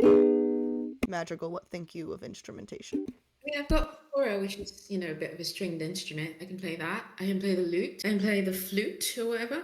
Pipes, something. You know what? I'm kind of thinking that, you know, for all of our sorrow and our rage, we also do laugh a fair bit. And I'm wondering if something, like nothing really, you know, throws the enemy off like adversaries that are actually having a pretty good time while they kick their asses. And so I'm thinking about that too. You know, like, what are some things that bring us joy actually? And can I put that in the battle song? So like, as we're, you know, freaking punching them and, you know, doing stabbing and whatever, we're also, you know, we're having not that we're having a good time because we're committing acts of violence, but we're having a good time because we're the Chaos Crew. Do you know what I mean? We always have a good time. Have you considered the witch's spell Cackle? You wove that into a song about your laughing while going to victory. You'd have a song that could deal damage, psychological damage. Imagine that amplified by a group playing instruments or something. Yes. We need drums. That's good. And I mean, it can be also like vicious mockery part of it. That's what Lots of different things. the Cackle spell is. It's from Magical. Help me out. The words. Worlds. It's the Worlds Beyond Number. Homebrewed kind of subclass of witch. It's got Cackle, which is basically just Tasha's hideous laughter. Yeah, I like that too. I love vicious mockery though. It's amazing. It's like, hey, I'm gonna insult you so much it's gonna hurt. I love that. Some of them can get savage too. Yeah. We need drums. I don't know. I think this couple song needs to be something extremely upbeat. You know that like the song, can't think of the title, but it's the 90s song or whatever about my kicks, running in my kicks or whatever, and it's really about a school shooting. But it's so upbeat and everything. Kicks. What is it? Yeah. Pumped up kicks. Yeah. Yeah, and it's so upbeat and everything, and everybody would be like, I think that's what we need for our battle song. It needs to be very upbeat and sound like but I like it. Yeah. I feel like Danny could probably play the drums. Huh? I think Danny could probably play the drums. Hot. I was always leaning more towards the bassist, but yeah, I can do drums. Low-key, bassists are just making grumpy faces while they do things. I could see Danny doing that as well. yeah. That is like as hot as girl drummers are, which they are. Girl bassist, also hot. Like Sick Puppies have a girl bassist. She's hot. So, Done. what Pocket? Pockets play Pockets would totally play the drums. at least the tambourine. I was thinking the drums. He'd be good at the drums. Yeah, he's more I could see cowbell. Pockets playing the drums and just running from drum to drum, with making sticks the in things hand just- running. Thistle envisions this like this battle song as kind of like choreographed violence, you know, like in dancing. If you've seen like Above Board, if you've seen what's that? It's like a spy movie, and there's like choreographed dance battle scenes where they're like shooting all the bad guys and stuff. I think I know what you mean. Yeah. That's what I was thinking of. Yes. Thistle and Pockets are back to back, and they're just killing all the enemies. As a Yeah, like freaking with the swords and the Nice. Magical's taking notes. All I can get running through my head though now, and that this says way too much about my personality, is this song, we're men in time. We roam around the forest looking for fights. We're men in tights. But what would you say, or else we'll put out your lights? That's pretty cool. Otis immediately starts singing along. We're men in tights. If he conjures a man in tights that we have to fight, I swear. Oh, I could summon that manager guy. No. Please don't. Oh, okay. My new God. staff can do 9d6 damage. I know, I can't believe that she gave it to me. She knows how OP she makes her baddies. Trust me, she's helping you. You looked at Manshoon's stat block. 9d6. Dude, all I got was like a +1 to like my friggin' attacks. You were given pretty open parameters of what to send. 9d6. I think that makes Smudge one of our tanks too. I was looking for something that would be a heavy power, and it hits in a 5-foot width and 120 feet long. Whoa. In that Is it like lightning? Yeah, lightning bolt essentially. lightning strike. She yeah, had does a- it turn into a tree? No, it does not. There's that. Is it a magic tree? I mean, like, can it throw its apples at the people, or pick them up and dangle them, I a don't la think Wizard so. of Oz? No. But the staff does a lot of other cool things. A lot of other spells, and there's 10 charges in it. Locate animals and plants. That was really cool. Speak with animals, speak with plants. Wall of Thorns. Awaken, which is cool. I think we can like awaken a plant or animal that has a very low intelligence to speak to it. Ooh. I That have would be puppets. cool. What'd you say? And I have puppets. That'll be fun. Where are we going? We are heading towards the mysterious spot in the middle of the ocean where there's going to be a party and then eventually magic that allows access to Misty Isles. Mm-hmm. So we are out in the open ocean. There be crazy sea creatures out here. I don't know. Or perhaps pirates. Or worse, capitalists. It'd be useful for us to kind of talk through right now or brainstorm, because it does kind of seem like the capitalism thing is what everybody's after. It's just like the grapple hook and the resources and everything. I don't know if we've talked to Sativa about that before or not. Well, that's Sativa kind of times in. She's like, well, it's not just my piddly little grapple hook. Sure, that started some issues with their drug trade, but this entire region that you were just in, even outside of Cozy Cove, I mean, you've got tons of mountains that are full of minerals and resources and magic and gems and metals and rare gems. I mean, all these mountains every which way have got all sorts of different resources. You have the chaos magic itself, which everyone thinks they can tap into as a resource. You have incredibly fertile ground, arguably magically so. There's also, tons of fresh water, tons of open space. There was once 12 kingdoms fighting it out around here, and now none of those are here. Other than the area down where, there's a little bit of the wasteland area. It's a pretty fertile little area, plenty to want. That's why there are so many people forming cities and stuff. This area is rich with resources, and it's what does they always say, like the area is ripe with opportunity. That makes sense. And above table, we haven't learned anything about the tattoos, right? Like why there's 2 different kinds. Sorry, I'm just like going through all of the open questions in my head to see if there's anything we can ask about. I think it was just the difference between the 2 clones, right? Yeah. Like to identify them. Well, I guess when we get to the boat, like what do we want our priorities to be for the party itself? Like, are we going in in disguise? Are we gonna try and like do a musical performance and like charm people? Do we want to try and get in touch with Torty or like investigate that shipment to see what's up, like cast identify or something on that and see what effects are up? Or I don't know, what are we thinking? Well, we have the mask. We have the mask, so we can go in incognito. I think That's we an should. option. And I know Jaraxel can see through the disguise, but no one else can. We don't know who right? else can, but not everyone is going to be able to do it like he can. You're completely correct. Real quick, I'm going to AFK. You guys please continue to plot. I've had a lot of tea. I will be right back. So I think we're meant to go into the party. Like it's, I don't know, we gotta experience it, and based on what we see, we can kind of maybe send off our familiars to do some espionage, that kind of thing, or I don't know. We got to be on the lookout for Gwen and Torty maybe, or we could try to identify, like you said, the shipments that Torty sent. I am curious as to what's in the shipments. Well, his anyway. Obviously, the other ones are probably just food and alcohol, but Yeah. the whole point is for Joralaxel to figure out like who has like the most powerful like magic items, I think, to get into Oakhaven. Mhm. So unless we can identify stuff and snag them before he does. Yeah, we can. I guess we can cast a bunch of like detect magics and just see where the strongest effects are, and maybe try to like snag them before. Sleight of hand. Yeah. We have pass without a trace and some of those like detection spells. Yeah. I'm not gonna lie, I really want to get into a fight in wild shape, especially with that new thing I got. What I did think you we should- get? So it's like a tweaked version of the Amulet of the Claw. It only gives, if I can attack barehanded or like with like a natural weapon, essentially.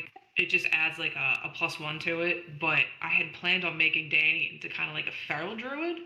So like I wanted her to like more like lean into like that animal part and just kind of like fight that way versus like slinging magic and stuff. But That's cool. Yeah, that's super cool. so I gotta try to find something else. I didn't know we could have the staffs with 96 damage or whatever it was. 96.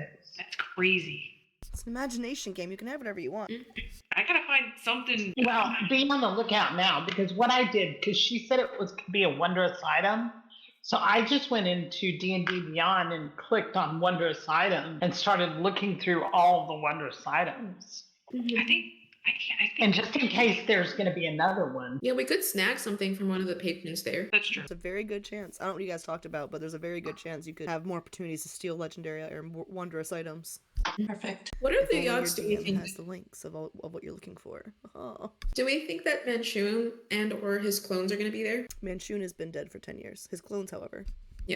But his clones are fighting, right? Don't they hate each other? So the chances of both of them being there Mm-hmm. might be a little. Fair warning of blood. We won't. Did you say a wig? No, I did not. I misheard and I was like, oh, he has a wig on him. And I was like, wait. It's No, I just was a gonna purple- say we won't have to do anything if they're both there. They might take each other out. Oh, I wonder if that might be something that Jarlax. I'm sorry, I keep going back to the boat on fire thing. Of like, obviously, if it even was Jarlaxle, but the fact that he was holding that in his mind, and again, could be a trick, knowing that somebody was going to be looking in, or could be a plot. So I think that what you just said's kind of like what if he's planning on both of the clones being there, and they might just get into it, and that would cause, ship to explode or something. Do we know? And I was thinking about how Jaraxel was inviting everyone to this party. We should keep in mind or try to find out if everyone that's attending the party are bad guys, like these Antharians, or if they're civilians and people in the party as well. Just that'll determine how we act a bit. Yeah, and we probably should go in with something that would help us see past, to be on the lookout for the tattoos. And if, I don't know if we need to put on some sort of spell that will help us see things even if they're covered up or what. Yeah. Mine are my spells. I don't know what would that be like, because the tattoos are visible, so it wouldn't be an invisibility thing, but like they could just be covered up. I don't know. Well, I'm thinking if they are disguised, if they disguise self, would that be disguised as well? Is what I was really. Yeah. I had a random thought. If we got them to start playing some drinking games and got them to, I don't know, do something we wanted them to do. Truth or dare or way to peace. I dare you to never do evil again. Triple dog dare. Oh, triple dog dare. That should be a spell. Triple dog dare.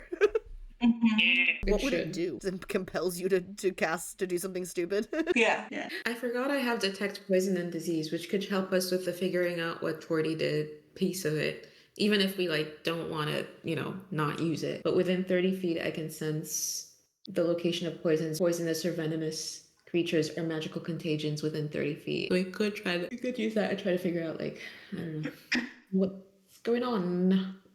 Don't start yawning. Don't start magical. I'm sorry. We're all gonna start yawning now. Does the DM need to summon something to fight? Do we need to do that to get rid of the yawns? Danny nodding. How long does it take us to get to the bar? You're gonna be traveling for a minute, but it's okay. Don't worry. I don't want you to be bored. We got another boat coming up beside us. So while I get this into shape, it's not actually next to you guys yet. Everyone can roll perception, and we'll see if you see it. Oh no. 19 for Danny. Nat 20, 22. Ooh, nice. Hey. 22. 18 for Smudge. So none of you are surprised when a boat starts charging towards you guys. It is not quite there to you guys yet. It is in range and approaching quickly. It does not have the white flag run up, as they say. Is it coming perpendicular to us, or like? Yeah-ish. I can't, for some reason it's not letting me get it completely perpendicular, but it's gonna be eventually coming up alongside you, possibly. Are there any discerning features that we can tell on the boat? It looks just to be like a regular, I don't say regular, but it's like nothing defining. It does seem to have like banners that are not unfurled, rolled up. And as they get in range, since you all did roll so high in your perception. All right, so you guys are out in the open ocean. A boat is pulling up alongside you. You can't quite see who all is, or who is on it, but they do not look friendly. They look to be loading cannonballs into the cannons on the side of their boat. How far away in feet are they from us? That's a great question, and I'm so glad you asked. This is not a map that is fully to scale, but they are, we'll say, within 100 feet from you guys. You can definitely see them. They don't look like friendlies. Sativa, are you expecting company? Nope. Oh, are you guys expecting company? Nope. Good, because they look like they're loading cannonballs. I would say fire at will. Do you have cannonballs, or were you just slinging spells? It's a party boat. I think you're just slinging spells. Oh, fuck. Okay, then I will do a lightning strike at. I'm thinking maybe the whole of the boat because it's 5 feet wide, but I don't know if the house boat would do a dex saving throw. It would fail it probably. Because it can't move very. Definitely fail I'm at actually that gonna roll. do it So on we can here. assume that it fails any dex save it would have had because it would have had Okay. a negative, and I just rolled a 6 and a 7. So Okay, 1, 2, 3, 4, 5, 6, 7, 8, 9, Starting off strong. 35. Ooh. 35 damage. all right, 1 second. Yeah. Okay, now that's the only one I have until tomorrow, but of that one, I can't do more. All right. Who was doing something next? You said they're 120 feet away from us? They're under 100 feet away from you. You want us to roll initiative, or should we just kind of... I'm letting you guys all do your thing while I roll up what they're doing to you guys, and then we're going to reveal what happens in this high-stakes sea voyage battle royale. With that perception check, are the cannons, are they above board, or are they like in the ship, you know what I'm trying to say? Yeah, there are a couple on top, and there's a couple down below. It does look like a lot of the arsenal is on top, and since you're looking at it, you can go ahead and make a check for, since you're looking specifically at the cannons, and it's not going to count against your action. This is something I'm just letting you do, and you've got a pretty good investigation. Yeah, you don't, just kidding. Yeah, go ahead and do a perception again on that. Perception? Yeah. Okay, 14, 19, 21. All right, so it looks like the ones down below, it looks like they were maybe part of the boat. The ones up top, you can actually see, look like they're actually lashed down to the top of the boat. They weren't actually part of the boat. They didn't come standard. They've been perhaps pillaged or whatever and put onto this boat. Okay, can Thistle throw a spell? Sure. What are you doing? Using her new staff, she wants to do Wall of Thorns, and right on the edge of the boat, so it's not going to catch those cannons that are lower down a bit, but it's about 5 foot thick, so 10 feet high and a 20-foot diameter, and it'll go from the one end of the boat to the other.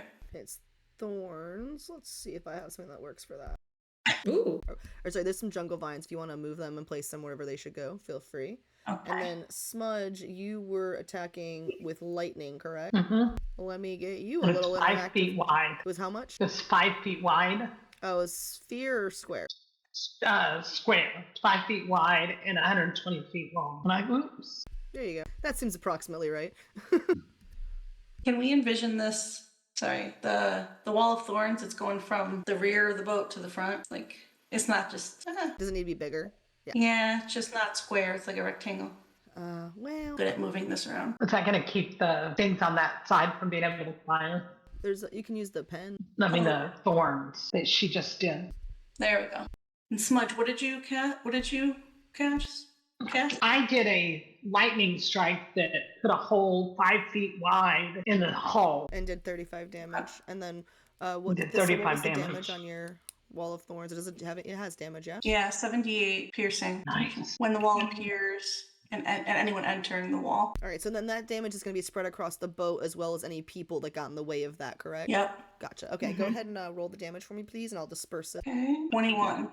Newer items. 21 on damage or on hit. Mhm. On damage. Okay. Minus 21. I'm gonna get, let's see, math. 1 second. All right. Who?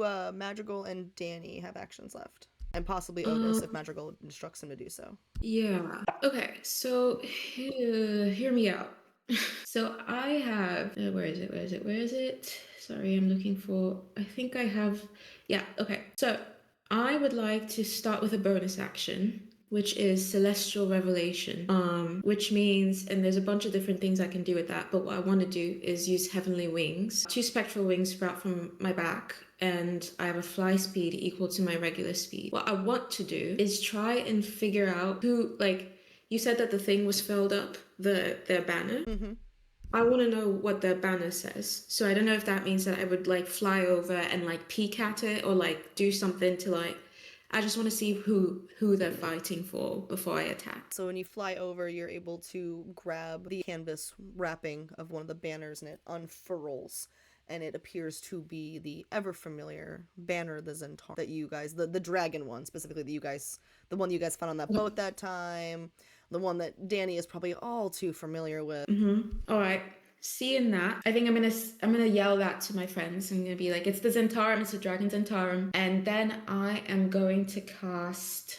What am I gonna cast? What am I going to cast? I think I'm gonna cast Thunder Wave, which is. I do a second. I'm gonna cast Thunder Wave at a 2nd level. You unleash a wave of thunderous energy. Each creature in a 15-foot cube makes a constitution saving throw. On a failed save, they take 2d8 and is pushed 10 feet away from me. On a successful save, they take half as much damage. All right, and are you able to position that spell like further away from you? Like, is the point of that spell like able to be positioned onto their boat, or it said like, you know, they're pushed away from you, and that kind of made me think it was more of an immediate space spell, but I wanted to make sure.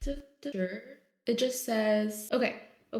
In addition, unsecured objects that are entirely within the cube, the 15-foot cube, are pushed 10 feet away from me, and a thunderous boom is audible within 300 feet. Okay, what's the spell range on that one? Does it say? It says it is. Sorry. You're good. No, it just says it's the 15-foot. All right, I think I'm not sure, but I think that is designed to be used immediately in front of you. However, I like the idea of you being able to place it, so we'll say that you're able to place it the way some other spells can be placed. Where would you put it? I think that well, actually, before I do that, let me confer with the team. Is it better for me to try and like push them away from us, or to like bring, I don't know, because like we want to board the ship at some point, or like do we want to be able to fight in close proximity, or do you want me to try and push them away? What if you tried to push the ones away that were going for the cannons right now, and just push those people away from the cannons? Yeah, And direct it towards the people on top. that works for me. Yeah. Is that possible / sound good for people? Yeah. Yeah, I think so. Okay, I'm gonna try that then. Try and like aim it at the people who are near the cannons. All right. There are, according to my rules, there are 4 people who are possibly making successful hits, unless they are stopped, obviously. And they are. Let me grab a little pen. 'Cause I know I don't have tokens prepared for them, and this is so much easier. There is one right. Oh, are you there? There's one right here. It's not showing up because the One here, here. Oh. So right in between the lightning beam, there's one there, but they're probably currently being incinerated. And then there's this over here. So those 4 spots. Is that within a 15-foot cube, do you think, or no? I'd say you could probably get 2 of them at the same time. Okay. Then I'll get the 2 who are not being incinerated, I guess on the, like, up from the incineration These spot. 2? Yeah, Oh, yeah. okay. And it's a 12.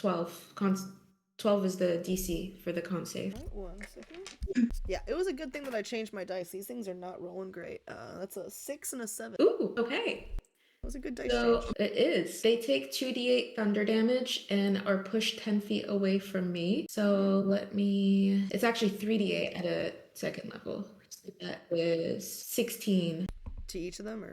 Yes. Yeah, each creature. Alrighty. And then, so we have this. Danny, you're up. What are you doing? Probably going to follow in Madrigal's footsteps, although I'm going to try a different approach and kind of shoot the same area. Like, hang on, 'cause I think this is nah, just kidding. I think I want to ice knife. I want to shoot.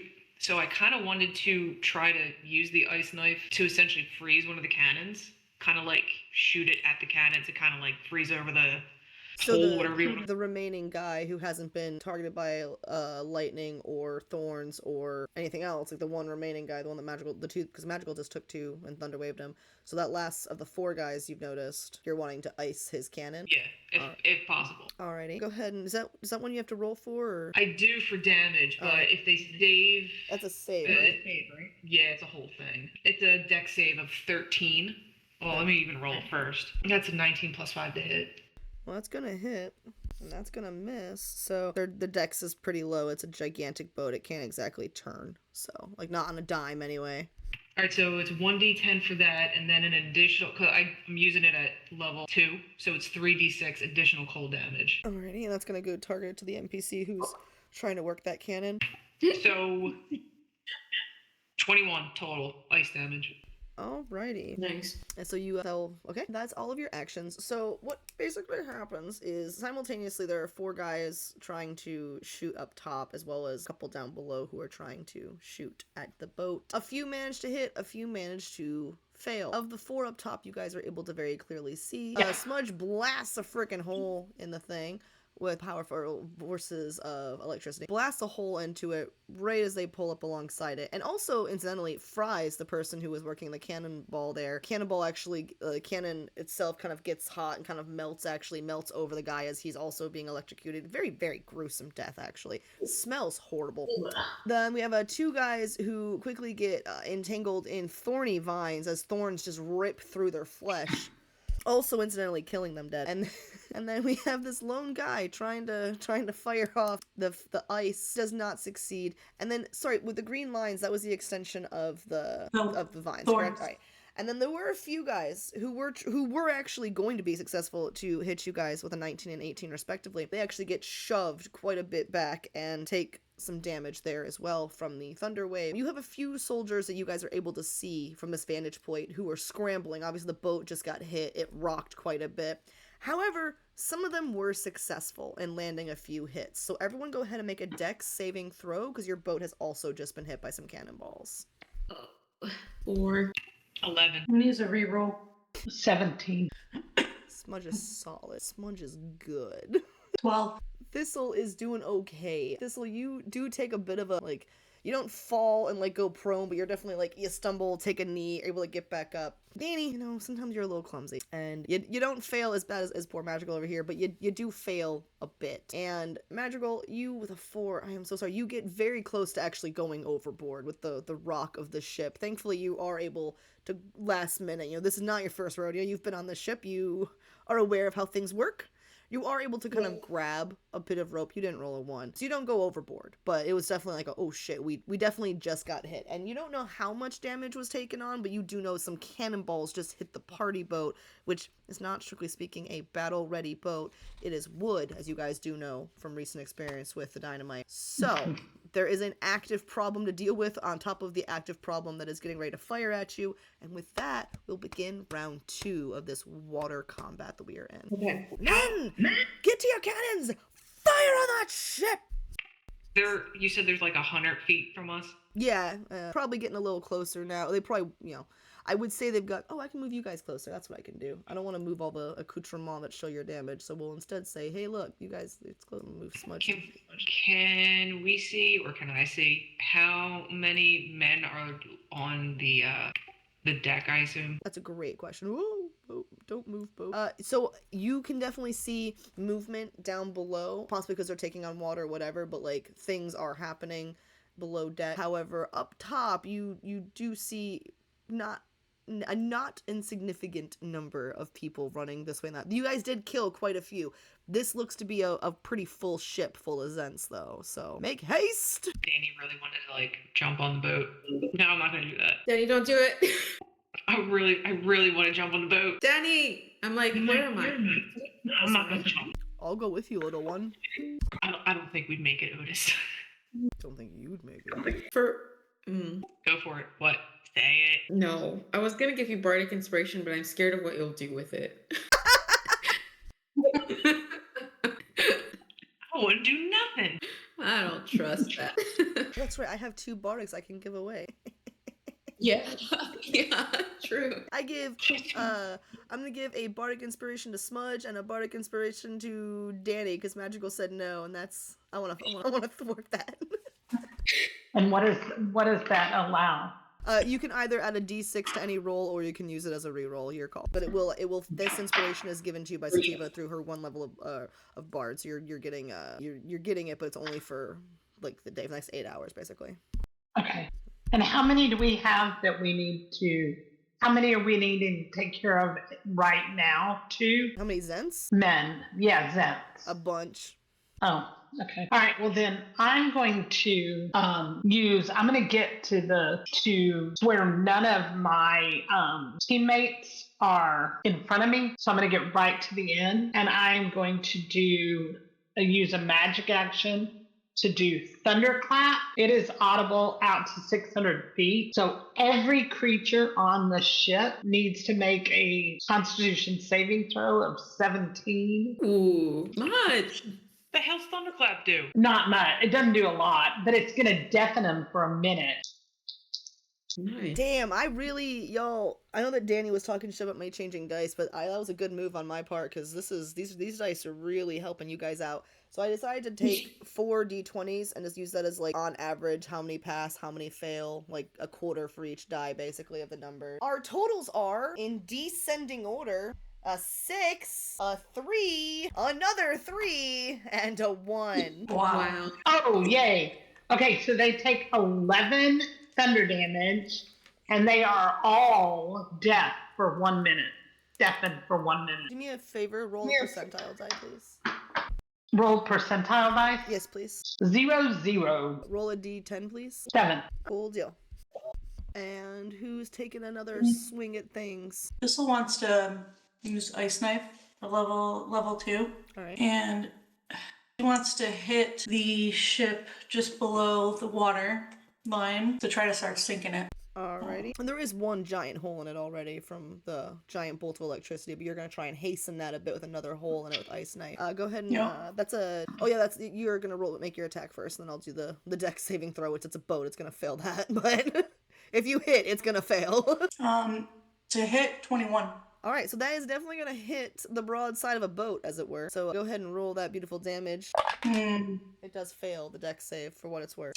7. Alright. Any other actions for your section of this thistle? Doesn't it also explode and do damage? Or was that 7 with the explosion damage as well? 1d10 piercing damage. Then it explodes. Target and each creature must succeed on a dex saving throw, or take 2d6 cold damage. Right, so it failed the saving throw, so it's gonna do damage either to the boat or to any NPC standing nearby. So what's the damage on those? 6. 4. Alrighty. And who's taking their magical, or Danny going next? I was gonna ask if, since we got hit, is there like a hole in our ship? There are 2 holes in your ship, both cannonballs shaped. Right. One is letting on water. The other one's a little higher up. Still needs to be tended to, but not as urgently. But I do keep rolling for how much water enters. Oof. Can I go down to wherever that one is, and can I use mending on it? Sure. All right. I'm just gonna let the crew know. I'm gonna go take care of the hole. You just yell if you need me. So I'm just going to use that as my action. I'm going to try to take care of the one that's taking on water. All right. And magical. Okay, so I'm thinking of casting Prestidigitation, but I have to be within 10 feet. Is that possible or no? Within how many feet? 10 feet? Sure. We'll say you may not be quite within close enough, but I'd allow it. Okay, so what I would like to do is the fire play effect, which is you instantaneously light or snuff out a candle, a torch, or a small campfire. This is shenanigansy, but I'd like to snuff out the cannonball flint fire thing. Excellent idea. Yeah. A truly excellent life-saving idea.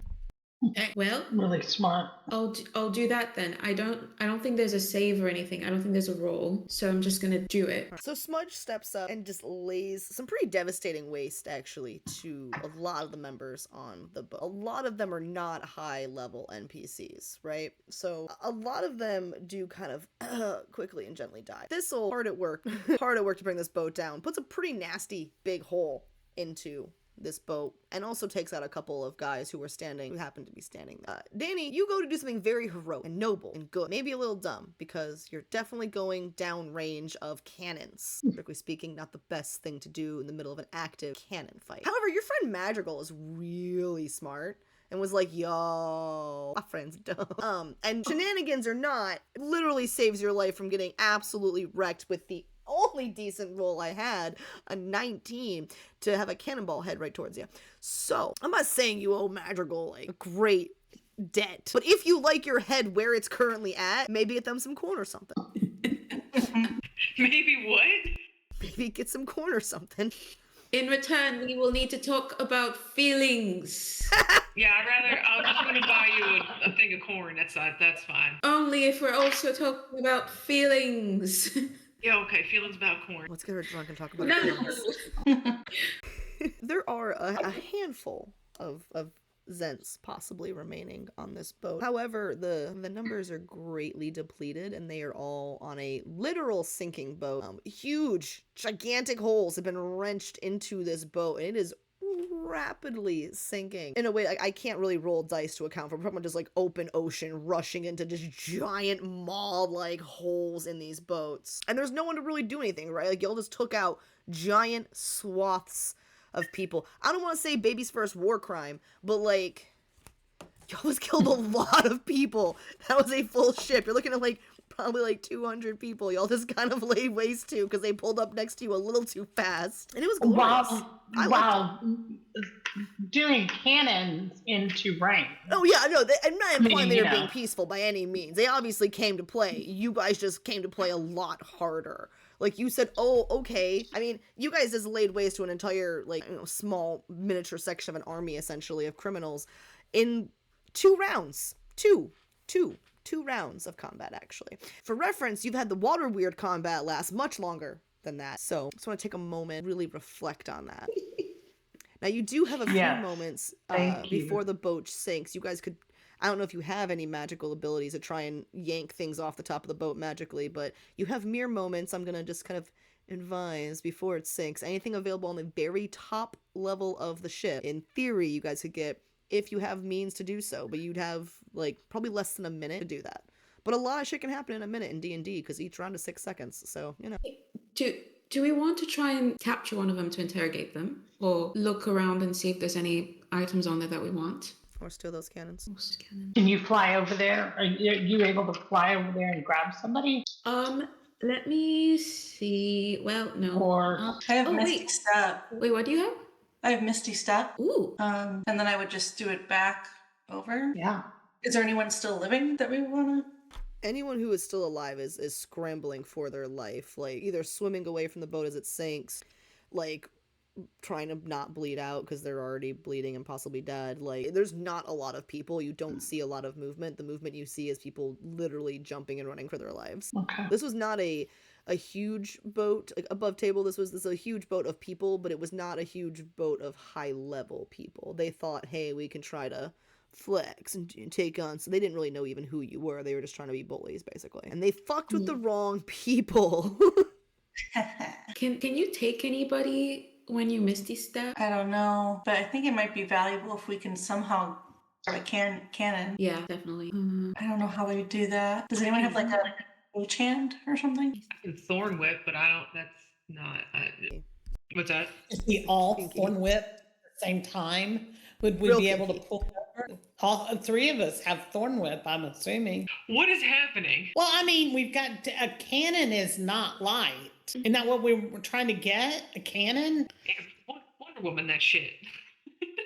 Yeah, 3 thorny vines coming up. Let's lasso. Either as they're doing that, can I have a cantrip called Moment to Think, which I think I might have used before. Yeah, But you it's like did. you stop.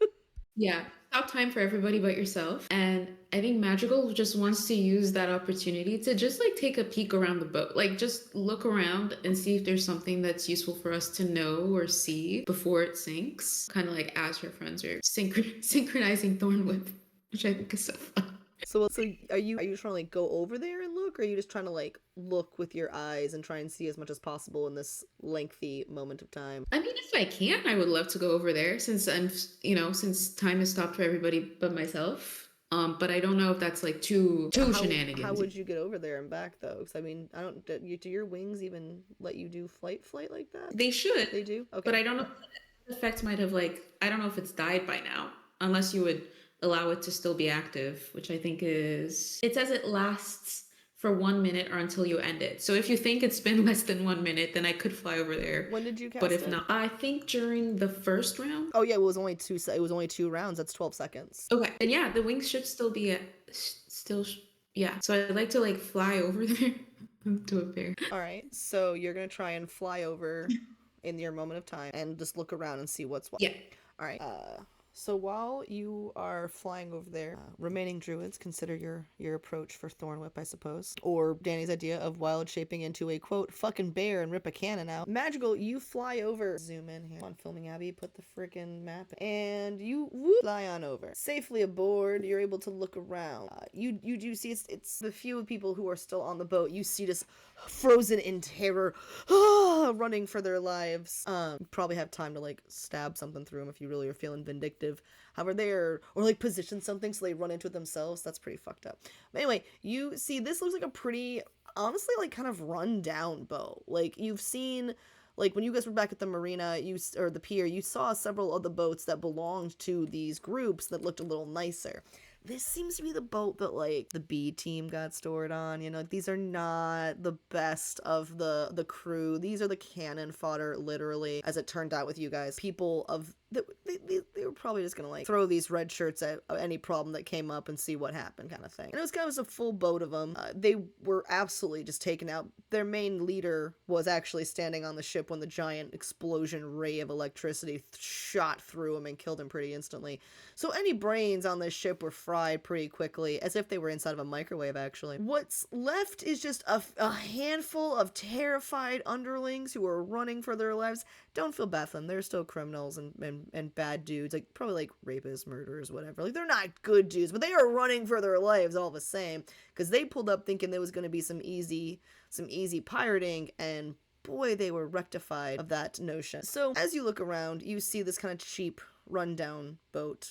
You see the signs of the absolute devastating destruction you guys laid waste upon this boat. You don't really see much else. Like, there's not a whole lot on the boat. Like, they probably wouldn't put much on this boat. It's a boat full of underlings. A lot of these guys had like under 15 hit points. This is not the 18. So, you know, you see the occasional bottle of booze, you know, sword here or there, just discarded, whatnots, but you don't really see much of anything that would be probably interesting. For the fun of it, because you're a bard and because you came over here and because you did, you know, use your moment in time, I want to make sure it's a decently useful time.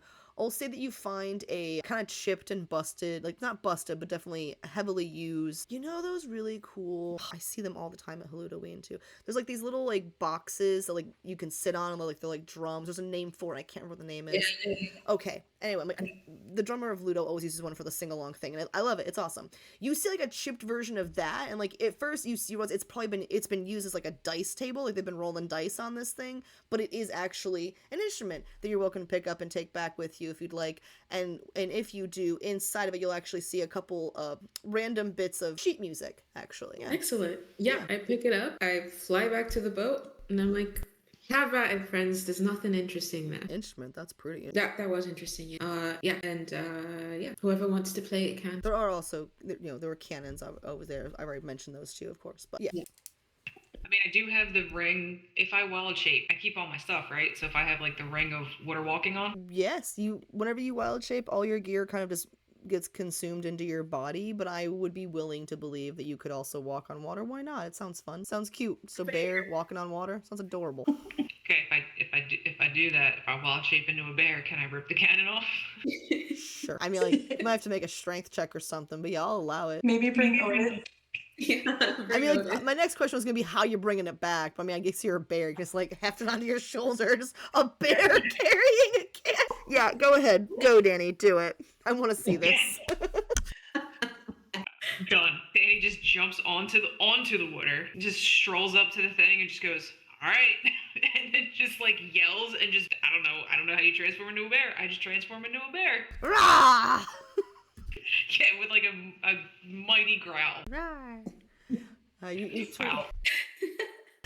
You turn into a mighty ferocious. This is a black bear, brown bear, polar bear, panda bear.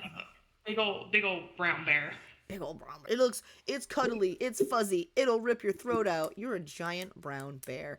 And you have these magical claws, not magical, but you're able to slice things that are holding, like the ties that are holding this cannon down pretty easily, actually, because the claws, I think, actually have a pretty good plus to hit on their CR block, as I recall. So we'll say you're very plausibly able to free it from its clutches. Go ahead and do a strength check, and what this strength check is going to do is not to determine if you can carry it, it's to determine how difficult it is to carry. I gave you Bardic, so I think a D6. Didn't really do much. 16? All right, 16. So you aren't going to struggle too much with it, but it's heavy. You're able to heft it, you're putting it on your shoulder, I guess. Yeah. Yeah, so just kind of like manhandling it. Yeah, you heft it. It's heavy. It's a very heavy. You should not be able to lift it, honestly. We're in a fantasy game, though, and it is heavy. You may have a bruise when you turn back into a human on your shoulder from lifting this. You might need a little massage from somebody or something, who knows. You might be sore in the morning, but it'll be fun for right now. You were able to lift this cannon, and are you going to walk on back in bear form? Cannon? Oh yeah. Okay. Yeah. Just flexing a little bit if I can, if like anybody's watching on the boat. As a bear? As a bear?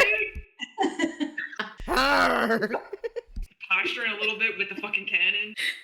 Like get closer to the boat with the other hand, just kind of like the claw through the fur. Oh, goodness. Sativa just fanning herself. So I get toward the boat and I just like, just kind of can bears wink? Just kind of like wink and just like toss the cannon up onto the deck. No, wait, I don't want to put a hole in it. Toss it to Otis. Set it down gently. I will put it before Otis and hopefully he will take care of it. You winked at the purple-haired girl when you're a bear. I think they're onto something. You might be the furry. And he kind of takes the cannon. Like with one hand, like other hand is still holding his guitar ukulele thing. He just takes it very easily and sets it down very gently. We'll need to probably strap this down. Really? Good job, Danny. Your first wild shape. I just poof back into me. Danny! I brought back a cannon. Who's a good bear? Who's a good bear? Don't stop. She's a good bear. She's a good bear. You need some scritches. You need scritches. Get off of me. They look right behind her ears. Yeah. Are you still a bear? Did you shift back? No, I just poofed back. I would have given her little scritchies behind her little bear ears. No. Scritches. Little chin scritchies. Danny doesn't like scritches. Danny does like scritches. Oh! I don't know, my shoulder's a little rough. Noted. Magical, are you still flying? Yeah, I mean if you allow it. Are you still on the other boat, or you said you flew back, right? Yeah, I flew back. Unless there's. I'm just keeping the I think wind on you. I'm having like a good time, kind of like flitting around. Oh, I just realized that's a wig.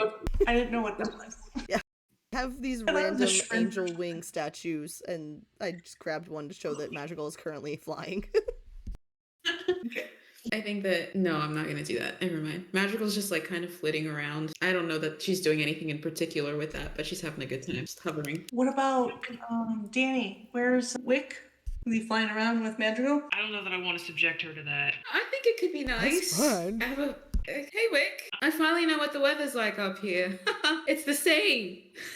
But sometimes it's not. Oh, well, right now it seems to be about the same. I think she's gonna like fly up as high as she can and just do like a little like flip and see if she notices anything, but if not, she's just kind of doing it for the heck of it. So she's floating around in the air, trying to see what she happens to see. Yeah. All right. Go ahead and roll perception. Okie doke. Don't mind if I... Oh, was so close to a nat 20.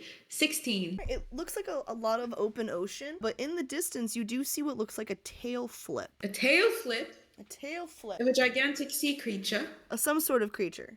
So What are 16 out of people? 20. Does anyone want to give me bardic or guidance? Can Otis give me something? I can give you enhance ability. Okay, what does that do? That I have to touch you, and you can choose strength, dexterity, intelligence, wisdom, or charisma, and you have an advantage on an ability check if that helps. Okay, would that help with perception, Abby? You said it added what to the roll? Advantage on ability checks using either strength, dexterity, intelligence, wisdom, or charisma. Yeah, so it's a perception's wisdom base, and advantage you get to roll twice, take the highest one. So yeah, that'd be fine. Okay, 18. Thank you. All right. 18, not bad. It looks like not a terrifying creature. It looks like maybe it could be a mermaid. Okay. I do a fancy, like how far away? Pretty far out in the distance. Okay. So I do a fancy little flip and I come back down and I tell my friends, I think I saw a mermaid pretty far out. Ooh, I wonder if it's the ones that we saw before. maybe. Be nice. We could ask them about the prophecy and the library and all of that. See if they've learned anything new in the time since. Are we headed towards them? You are not. Ruh-roh. Should we send Wick out there to see if they want to talk? You can now. I literally just found the guy. Been looking for him for like a minute. I just found him. Hey, best friend, you can't get rid of me. I know, even though I've tried. Yeah, you hid me behind the GM's treadmill. How'd you do that? Are they super far out, or can he go out to see where they are? I mean, he could certainly try. It was a tail flipping as in if it was going down into the water. So I don't... You think I can swim, best friend? No, you probably sink really well. I don't think I you probably can, would you sink can really swim. well. Yeah. Excuse me. Madrigal's drunk again. Yeah. Well, Chaos Crew is drunk again. Maybe I'm just drunk on how good I am at flying. No, You are that's really good. good at flying. Thank you so much. You know, it's really nice. I get why people like it. You're such a modern talent. I can't wait to fly. So was like, yeah, Yeah. same. We can all fly together. Yay! Is the mermaid below 120 feet away from us? Ow. Yes. Really? Sorry. Is it over 120 feet away from you? Below. Oh, below. I don't know. Definitely away though. In distance, yes. Because I was gonna say we could cast a message cantrip and be like, "Hey, we're here." To the unidentified mermaid. New phone, who dis? Yeah. Call us. Yeah, I don't know if that's a bad idea. Is that a bad idea? Oh, Well, if nobody's got any strong opinions. I guess I could do the chaotic thing and try and message the mermaid and be like, "What do you know about the prophecy of chaos?" maybe hi first, Madrigal. Right, yeah. Greetings. What do you know about the prophecy Greetings of and chaos? salutations, ocean creature. Yeah. Creature of the sea. What know you of prophecy of chaos? Question mark. Are you hungry? Question mark. We're nice! Exclamation point. Scene. Did you ever have an idea for things you could put your players through and they walk right into it and you're like, oh, See, and I was gonna suggest just keep going. excellent. So tune in next week to see what happens to the Chaos Crew. So you send a message cantrip to a mysterious fin that you think with a, as I recall, 16 was a mermaid fin, right? 16 was that information I gave you. 18 because I wrote the message. Because Okay, 18. Again, not a nat 20, but it was, at very least, at a very long distance, looked like a mermaid fin, which it very well could be. However, you have met a total of 3 mermaids, who were very sassy and rude to you. Sure, they did work with you, but they were sassy, denoting that most merfolk are, in fact, sassy. And you have now sent a message to a mermaid. Again, no proof that it's one unit. Just want to confirm all of that information before we send it. Is that correct? And the message is, hey, do you know anything about the prophecy of chaos? Just checking. You didn't send it yet, right? You didn't send it. And are you hungry or Oh, night? You also, that's right, you did. I forgot.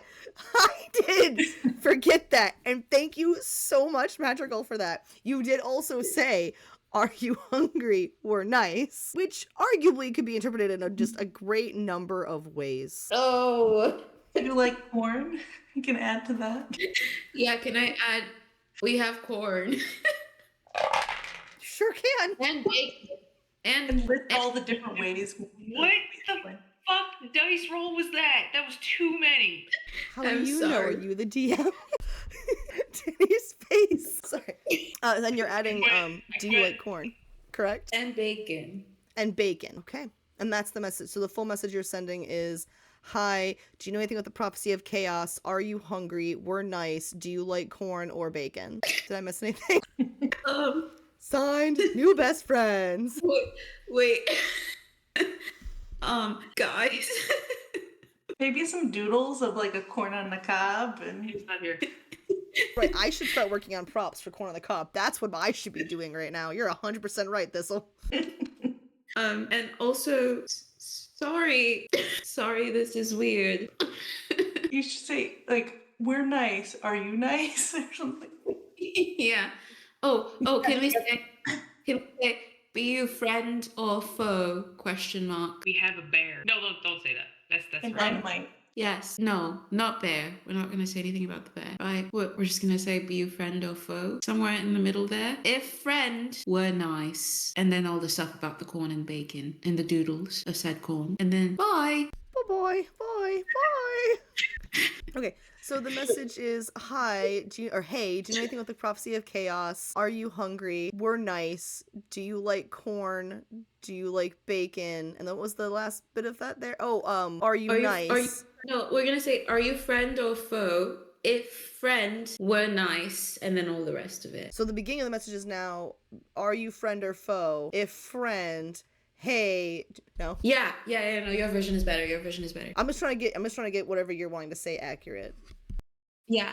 So how about we say, let's start with the prophecy of chaos because that's a real hook. Say, hi, do you know anything about the prophecy of chaos? Question mark.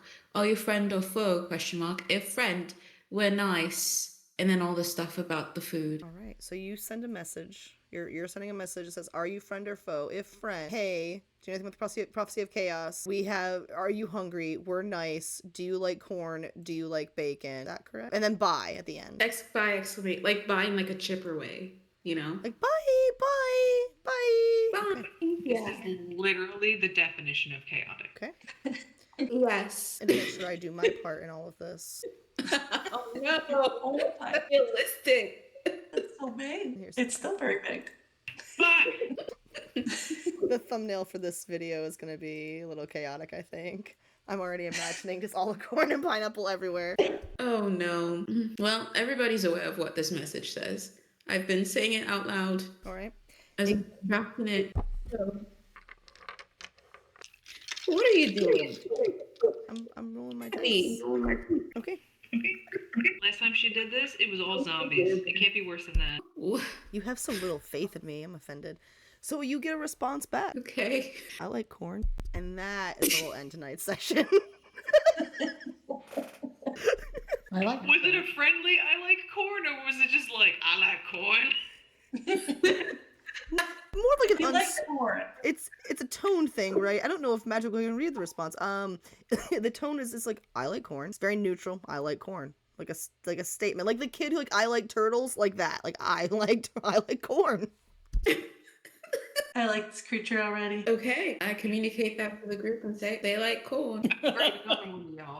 And how many spell slots and hit points are we rocking right now, guys? Fuck. Just to know. Just information that's good to know. All right. Yeah. All right. If you guys need anything, let me know. Fine. Thank you for an amazing session. Great job, everybody. Good night. All right, and that was Chaos Crew. What did they bring? What did Magical end up saying hello to? Why does it like corn? Why do they keep getting into trouble? And is it Pinneapolis? Big questions. Anyway, if you enjoyed this session, please feel free to like the video, subscribe to the channel if you like this. Reminder, all of these tables are playing in the same world, so definitely worth checking out other videos and seeing how it all ties together. If you want to see more of the Chaos Crew, there's a playlist somewhere on the screen. Go ahead and check it out. Subscribe if you like it. If you don't, go find something you will like, and most importantly, go play some D&D. Bye! Oh, and thanks for watching! Bye!